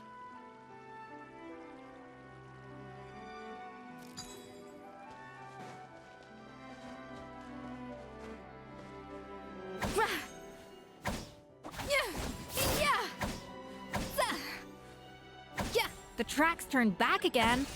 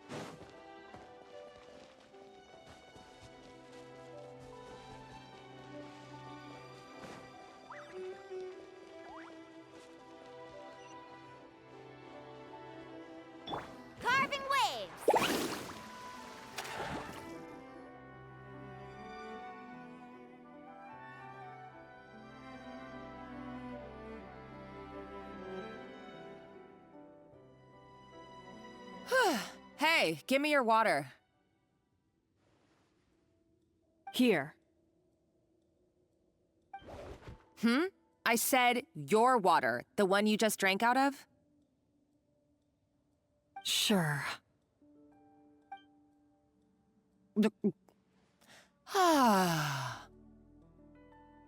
All those years slaving away under Escoffier, and then you. Today, it's finally paying off. Not only have I found the ruin that Savelli kept hidden, but I also get to boss you around like my little lapdog. Hey, go scout ahead for me. If we need to do any more blast tunneling, I want to know where to lay the explosives. Did you not hear me? Get going. Why don't you do it yourself? Oh, when did you learn to fight back? You're always so compliant when I give you instructions by letter. That's because you threatened to expose me for the Lumiline incident. I swear, if I'd known what you were planning, I'd never have... Ha! Don't be so self-righteous. Admit it, you've always been jealous of Escoffier.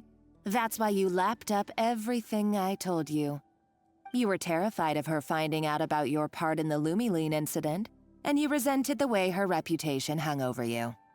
So you jumped at the chance to convince yourself that she was the villain, that she deliberately hid her secret recipes from you just to hold you back. It was the only excuse you needed to justify getting back at her. First, idolization, then jealousy, suspicion, and self-deception. That's what this comes down to. It was the same story with Savelli and my ancestor. He offered Modeste his friendship only to murder him out of vanity. He promised to explore the world with him, only to later destroy all records of their adventures. It's a miracle I even found this place. You have no idea the countless hours I spent piecing it all together. So you see, you're no better than Savelli.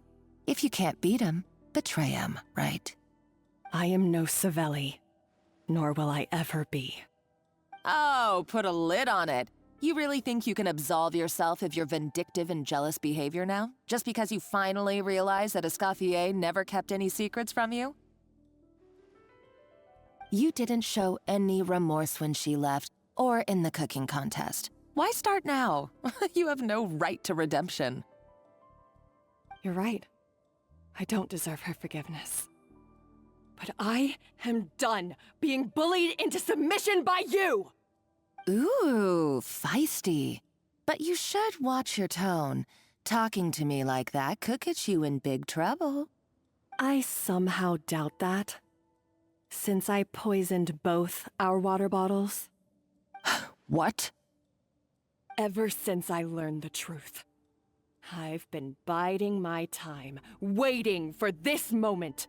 You've played me like a fiddle for so long, and now this is payback! But you drank it too! It's what we both deserve. This is the price we must pay for betraying Escoffier. You'll die here with me, Monica! You.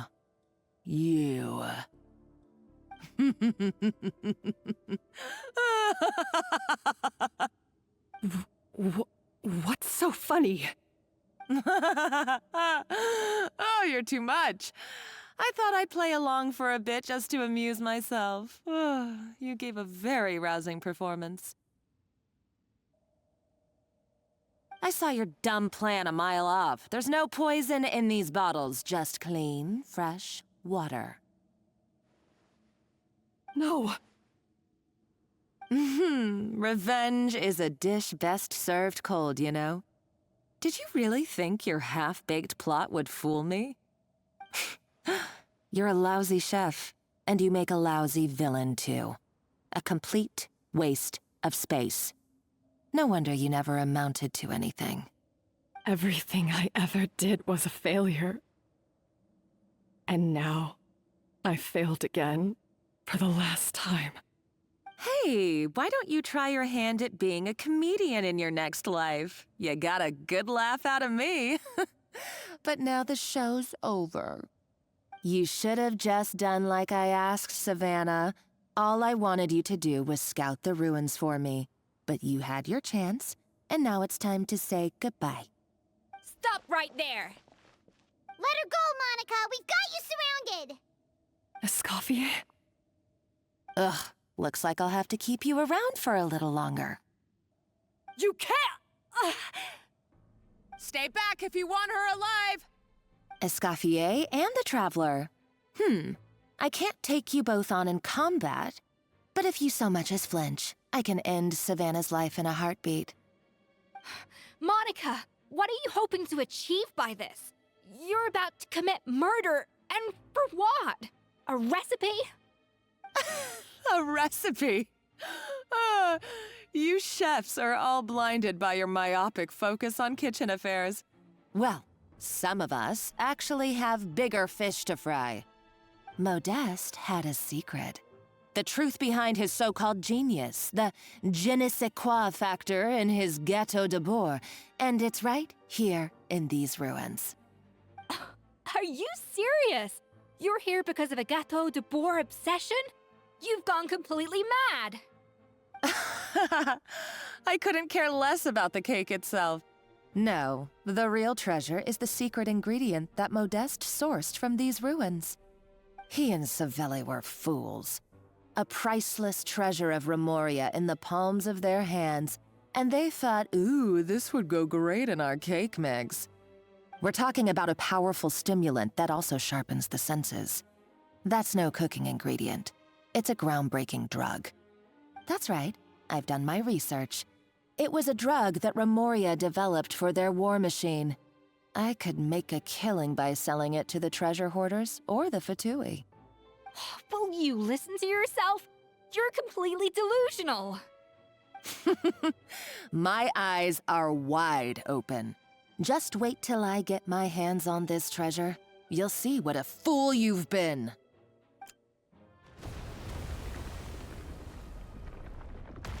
Wait, what's that sound?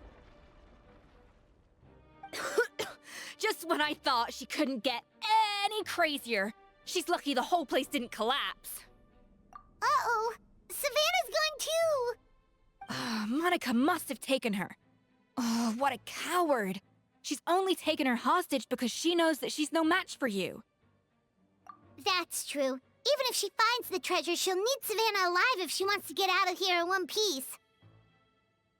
Oh, well, our path's been blocked, so let's look for another route.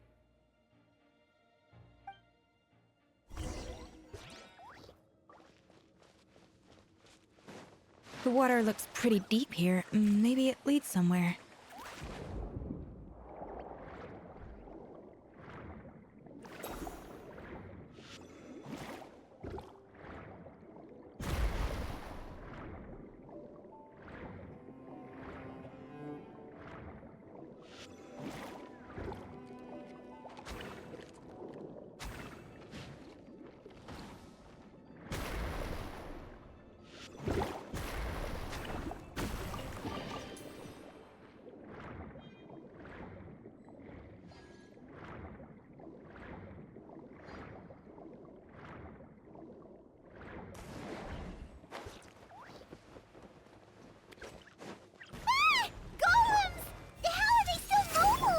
They were probably awakened by the explosion just now.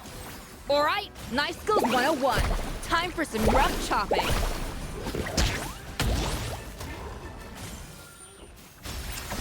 Ha! Cha! Cha! Yeah! The pinnacle of excellence! Za!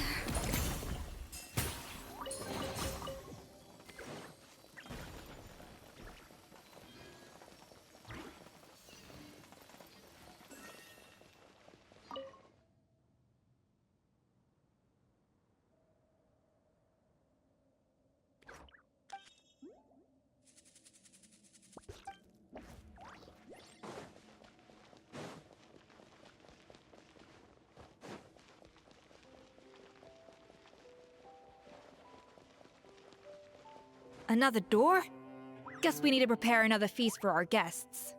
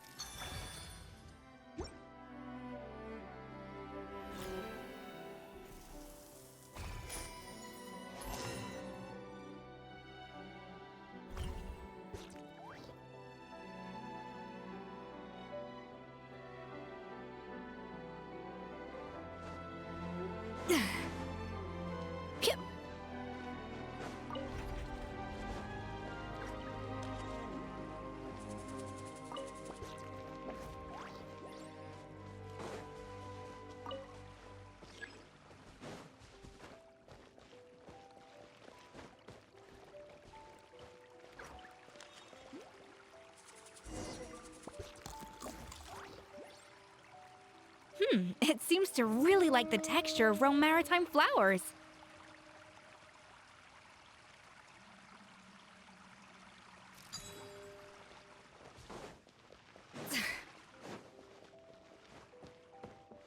Ha! A dash of frosting! Yeah!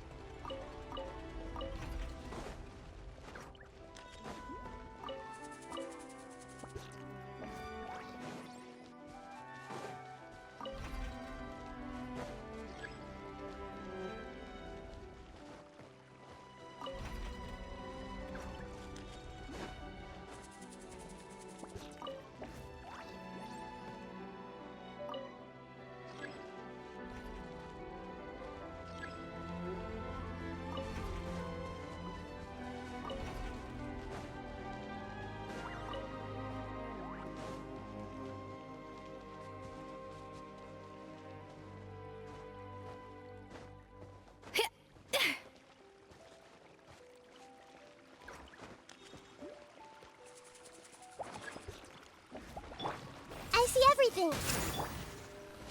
Shower me with praise! Off we go. Carving waves! Off to the freezer! Shah!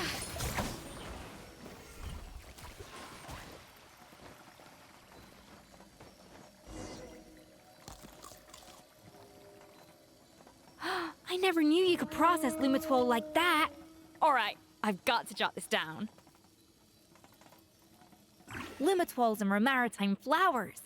This could open the door to a whole new world. Yep, that's literally the plan. Wait, hold on. Which door are you talking about?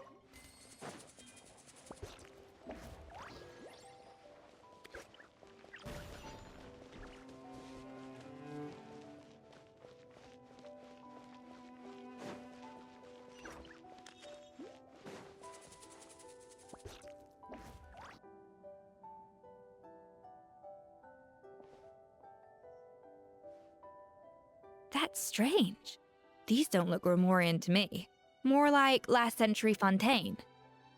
Adventurers from last century Fontaine, huh?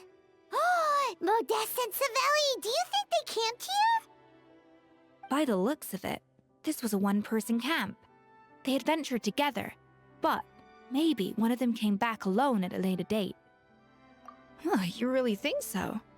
Trust our adventurers' instincts. We're pros at this stuff, just like you're a pro in the kitchen. Okay, well, the Traveler has more adventuring experience overall, but Paimon's definitely a pro rummager from all those treasure chests. Darn it! Paimon was just about to show off her rummaging skills. Huh, no kidding. Are all adventurers so obsessed with journaling? I mean, I guess I take a lot of notes when I'm cooking as well, but I thought that was just me. Anyway, let's find out who was here. It's been years since I've last visited these ruins. It's exactly the way I remember it. This place probably hasn't changed in millennia. Sadly, up above, on dry land, everything has changed. The treasure of Remoria.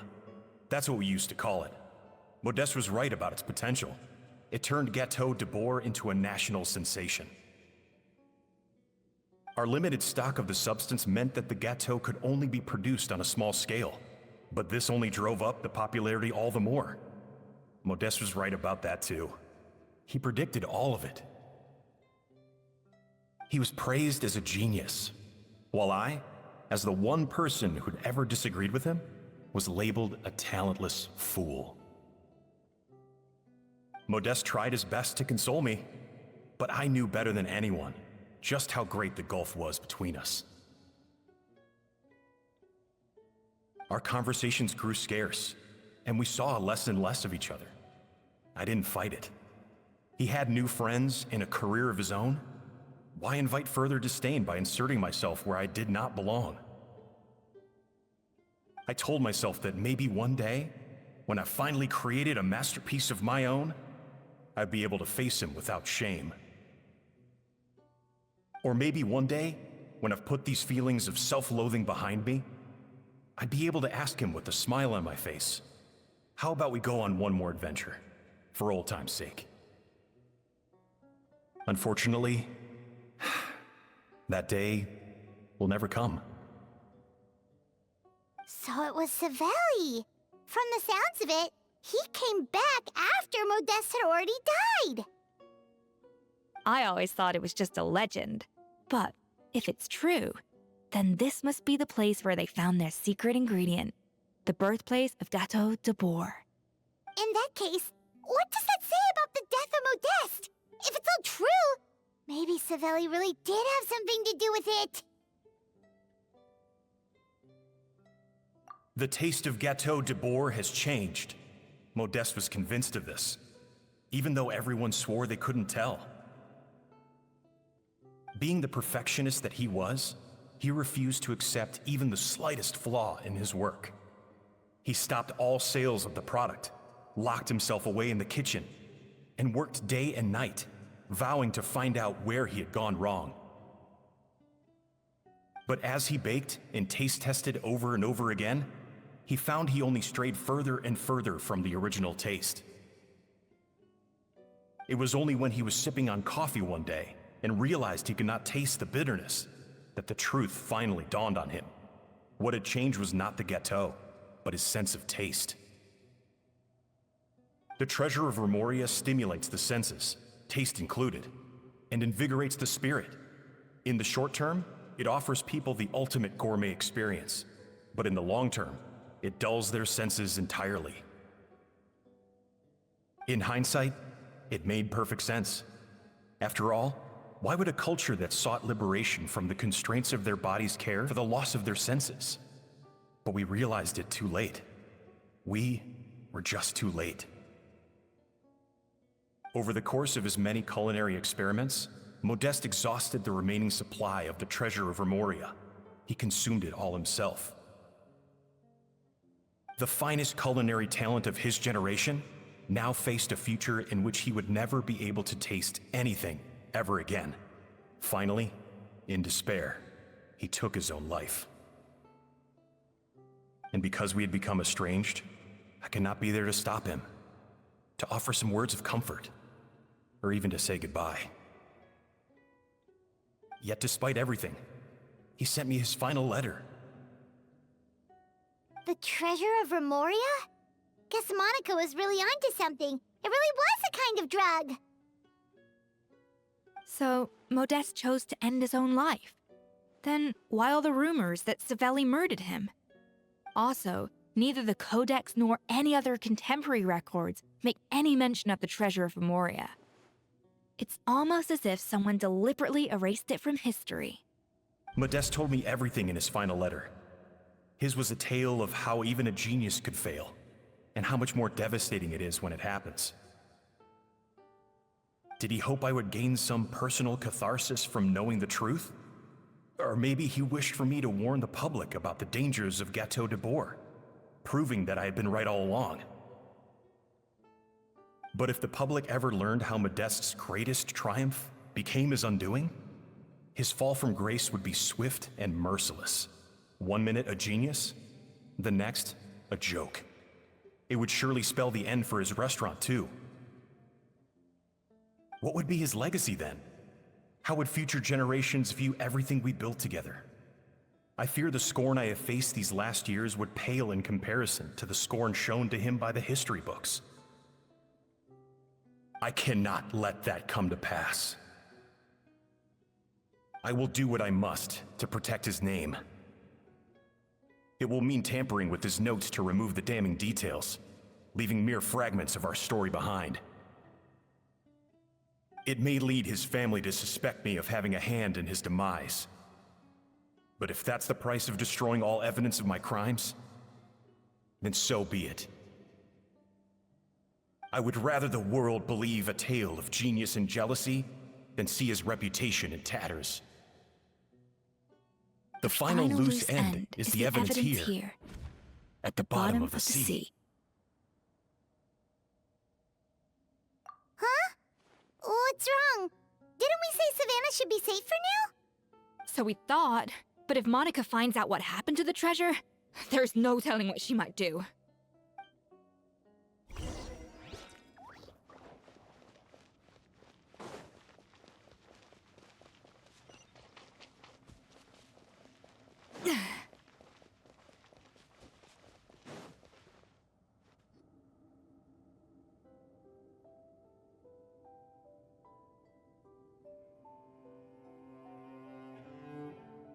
The treasure of Remoria. I have found you at last. Savelli, you tried your best to bury the truth, but you underestimated the children of Modeste. Some fragments of his diary escaped your clutches, and we have held on to them for generations. But I have to thank you too, Savannah. Without your help retrieving the codex, and with it the last piece of the puzzle, I may never have found this place. But now, finally, the secret to Remoria's military might is within my grasp. The treasure of Remoria is mine! Oh. It's empty. It's empty? Monica? Oh, we were seconds too late. Escoffier? What's the deal with that jar? Savelli's final act! He wanted to conceal the secret of the treasure forevermore and make sure it would never harm anyone again. So he came here after his friend's death and destroyed every last shred that remained.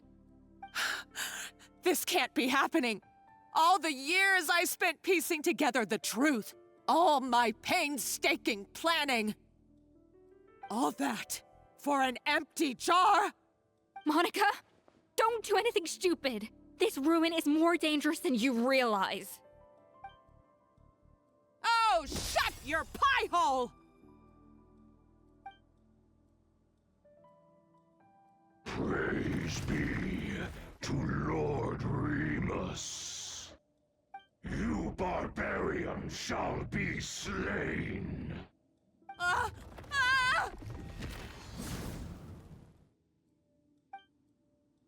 She's a nutcase! A liability to herself and everyone else. Well, now it's up to us to clean up the mess she's made. Take these golems out! Frosting. Yeah! Yeah! Cha! Goose on the loose! Cha! Yeah!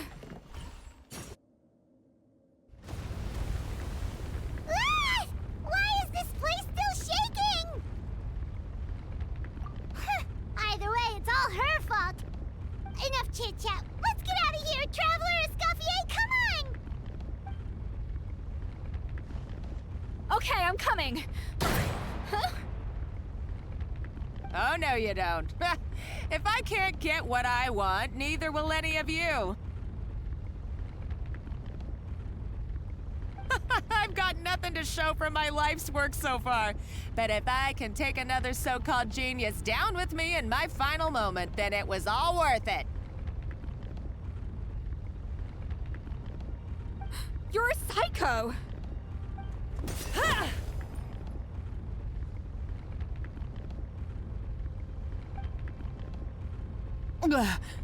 Savannah? Oh, when did you wake up?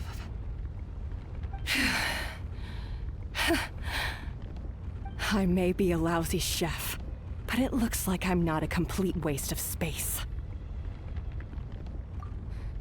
Traveler?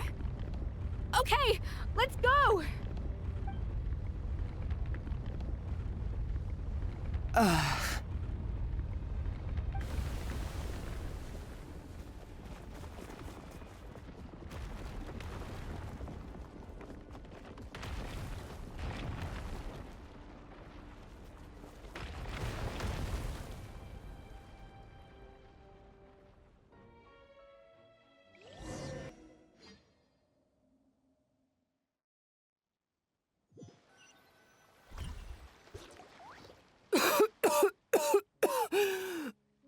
Escoffier!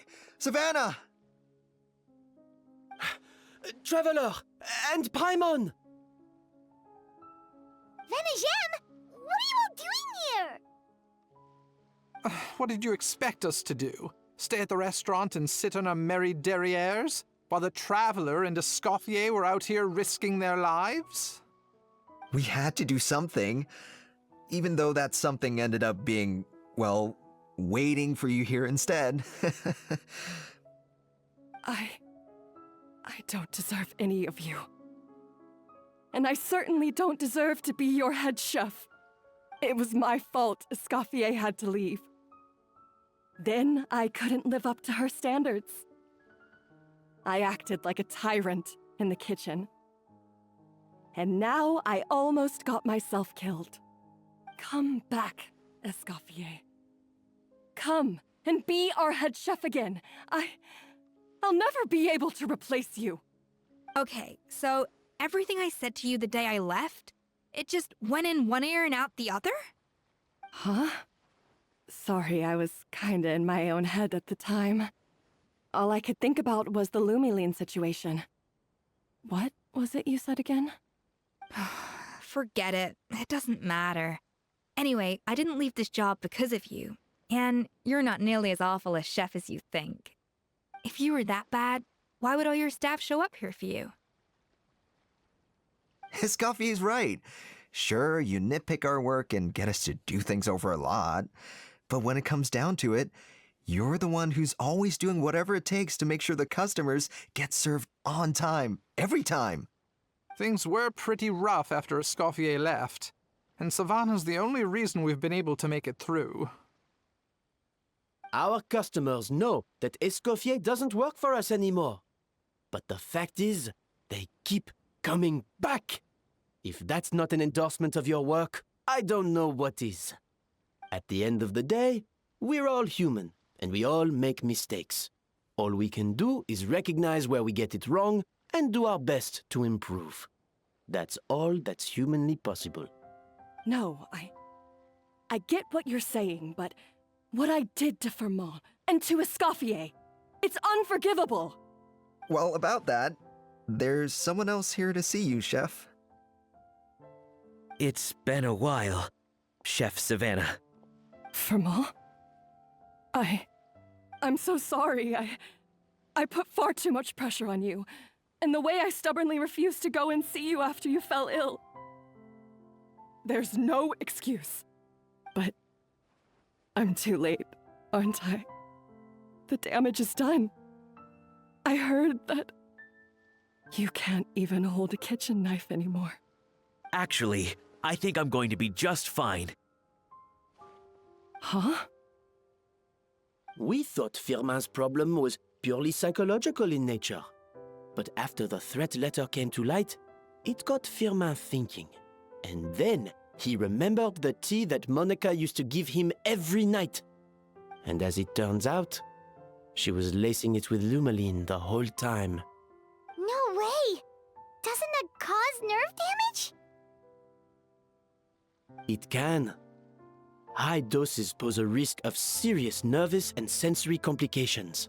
But if you calculate the dosage carefully, you can control the extent of its effects. A small dose might simply make a person more emotional, whether that mean more fragile or more hot-tempered. No wonder it seemed like you'd lost your edge. I asked my friends at the Fontaine Research Institute about it. They said that with the low dose I was taking, the risks are pretty small. They also fixed me up with some meds and said I should recover in no time. Well, that's what happens when you give someone a little bit of hope to cling on to. There's more. We believe that Firma was likely not Monica's only victim. You mean she poisoned me too? Oh, so that's why Savannah's been so irritable this whole time! Let's not be too quick to blame everything on the Lumiline. That stuff can only amplify what's already there. So tasty food will seem like the most delicious thing in the world, while food you don't particularly care for will become utterly revolting. So you better make sure you reflect on your behavior and apologize to every single person you've wronged. I will. I'm sorry. There's still one question that's really bugging me. Why is it that no matter what I do, my Gâteau de Bourg never tastes the same as yours? Is it just... is it because you're a genius and I'm not? It's because the heating element in your oven is broken, you silly goose. What? I felt like something was off during the cooking contest. Once I got around to checking all the equipment, I noticed it right away. There was a half-degree discrepancy between the temperature setting and the actual temperature. All the ovens in the whole kitchen had the same problem, which confused me at the time, but by this point, it's pretty obvious that Monica must have tampered with them. I would have figured it out the day of the bake-off, since the issue affected both our teams. But of course, Monica sabotaged mine so that could never happen. No. I spent so long trying to find out where I was going wrong, and then you pinpoint the problem in just one night? It all comes back to one simple, undeniable truth. You're a genius, and I'm just plain old Savannah. Oh, cut it out! Stop the woe is me act for a second and just think. I came up with this recipe. You don't think that might have something to do with it? Do you know how long I spent perfecting my Gâteau de Bourg? 3 years! 3 whole years! I know this dish inside out, back to front and upside down. And you've been head chef now for what, 6 months? If that? A couple hundred failed attempts, and you're gonna throw in the kitchen towel and declare you'll never be successful because you're not a genius. You clearly have no idea how many kitchen failures I've had under my belt, or just how long it took me to finally get my recipe to a level I was satisfied with. Genius or not, everyone makes mistakes. Modeste did, Savelli did, everyone does. You're only a lousy chef if you don't face up to your mistakes, learn from them, and then keep chipping away until you crack the problem once and for all. Surely you haven't forgotten all that. You were no lousy chef back when I handed you the reins. I haven't forgotten. And I'll make sure I never do. That's our head chef. Ha ha! Sounds like we won't need another changing of the guard in the Hôtel de Bord kitchen anytime soon. Huzzah! Aw, what a perfect ending to a crazy journey. Look how happy everyone is. So you got your mojo back now? Yeah. Thanks to you, Escoffier. In fact, no. Thanks to all of you. Aw, friends again. So nice to see them finally settle their beef. Good. So now that's out of the way. It's time for payback. You cheated in our last bake-off, and I demand a rematch right now. Huh? But that was mostly Monica's fault, wasn't it? Right. And also, does it have to be right now? Savannah's only just got her mojo back, and you barely escaped from a death trap. No excuses. This is a cooking contest between 2 top chefs, and nothing will stand in its way. So grab your spatula and get ready, 'cause this rematch is happening today. Right now, this instant! Hey, so, this whole time you were salty about losing? The second cooking contest commences now! This time, no more games, and no holding back!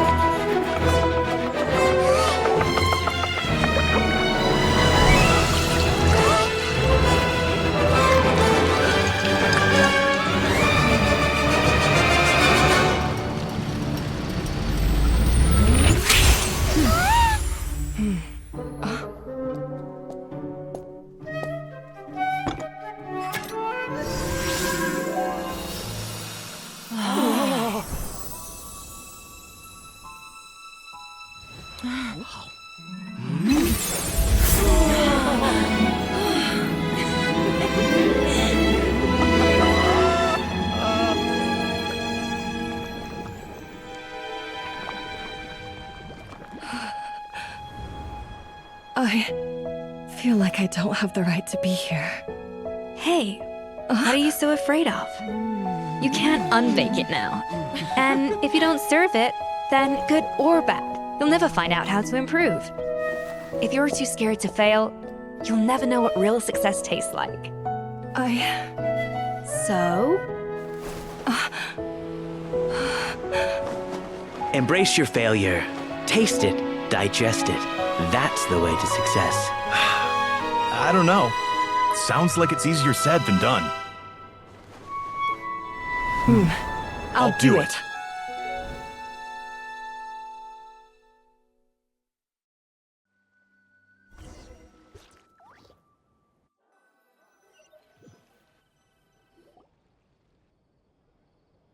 The results are in! A landslide victory for Escoffier! Quite rightly, too. Piece of cake.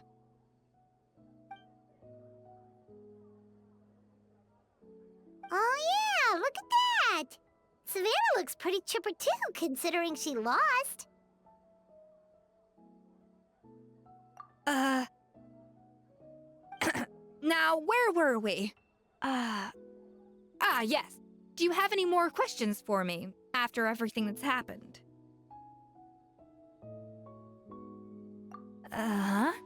I thought Navia would have filled you in. And actually, I said all this to Savannah before I left. Although, as we saw, I don't think any of it sank in. I had two reasons for leaving. One was the food safety incident, of course, but the other was that the Hotel de Boer had reached a point where it didn't need me anymore. So I decided to step down and look for new opportunities to improve myself. Improve how? Well, a while back, I got to know a fellow chef from Liyue, and in her, I saw so many new possibilities. She has that same adventurous spirit that Modeste and Sibeli had in their youth. Slime mucus, lizard tails. With her, nothing's off the table. There's a whole world of new flavors out there waiting to be explored, hiding away in ingredients we overlook. Case in point, remember those Romaritime flowers down in the ruins? I used them in the cooking contest just now. Did you taste the difference? What? Paimon didn't notice at all. Half of the art of cooking is dissecting the recipes of previous chefs and figuring out the exact constellation of elements that gave their work its signature taste. And the other half, it lies in freeing yourself from the confines of the kitchen. You've got to go out and explore the endless possibilities out there. Uh-oh. Paimon's suddenly not sure she wants to try your cooking anymore. Don't worry, it's not going to be a free-for-all like in Modeste's time. Before I put anything into my food, I'll obviously do my research, make sure it doesn't contain any harmful substances. In the meantime, take this. It's a recipe for Petit Gâteau de Boer revised version. I tweaked it to suit your needs as busy adventurers. Hope you enjoy, and remember, feedback is always welcome. All right! So, Do you ever see yourself returning to Hotel de Boer? Oh, of course. I've already promised Vanishem that I'll come back every once in a while to make sure the quality of the food remains at an acceptable level. You know, Paimon's still a little disappointed that we never got to see the treasure of Remoria. Surely Monica wouldn't have gotten drawn in so deeply if it wasn't for all the mystery surrounding the original Gâteau de Boer. She practically dedicated her life to finding the lost pieces of Modeste's diary, then went to all that trouble to infiltrate the Hotel de Boer. And in the end, it was all for nothing. Since you mentioned the treasure, between Modeste's writings and what we saw in those ruins, I think I may have figured out the truth. The so-called treasure of Remoria was most likely a substance that the Remorians extracted from Lumitoiles, better known to us as Lumiline. Huh? So then, why all the hype back in the early days of Gâteau de Boer? Don't forget, it was a very different era. We could barely even refine sugar back then, so desserts were very much in their infancy. In a world of bland food, it's no wonder that the first thing to really excite people's taste buds took the world by storm. And as for the Lumiline, it may well have been somewhat valuable in ancient times, but these days, it's just another drug from the Fontaine Research Institute. Even if Savelli hadn't destroyed it all, I doubt it would be worth that much these days. So after all that, there was nothing in those ruins but worthless junk. Feels strange to say it, but Paimon almost feels sorry for Monica. She sacrificed it all only to get nothing in return. Hey! Huh? Navia? You just got back from that underwater ruin, right? Well, check it out. They ran a special issue. Did you see anything like this down there? Freshly unearthed from the ruins of Remoria. A magnificent jar thought to be over 1,000 years old. Experts say it has immense artistic and historical value. It could be worth an absolute fortune. Wait! Isn't that the jar they used to hold the treasure? If only it was still in one piece. Some butterfingers must have dropped it or something. Ugh, it's such a shame.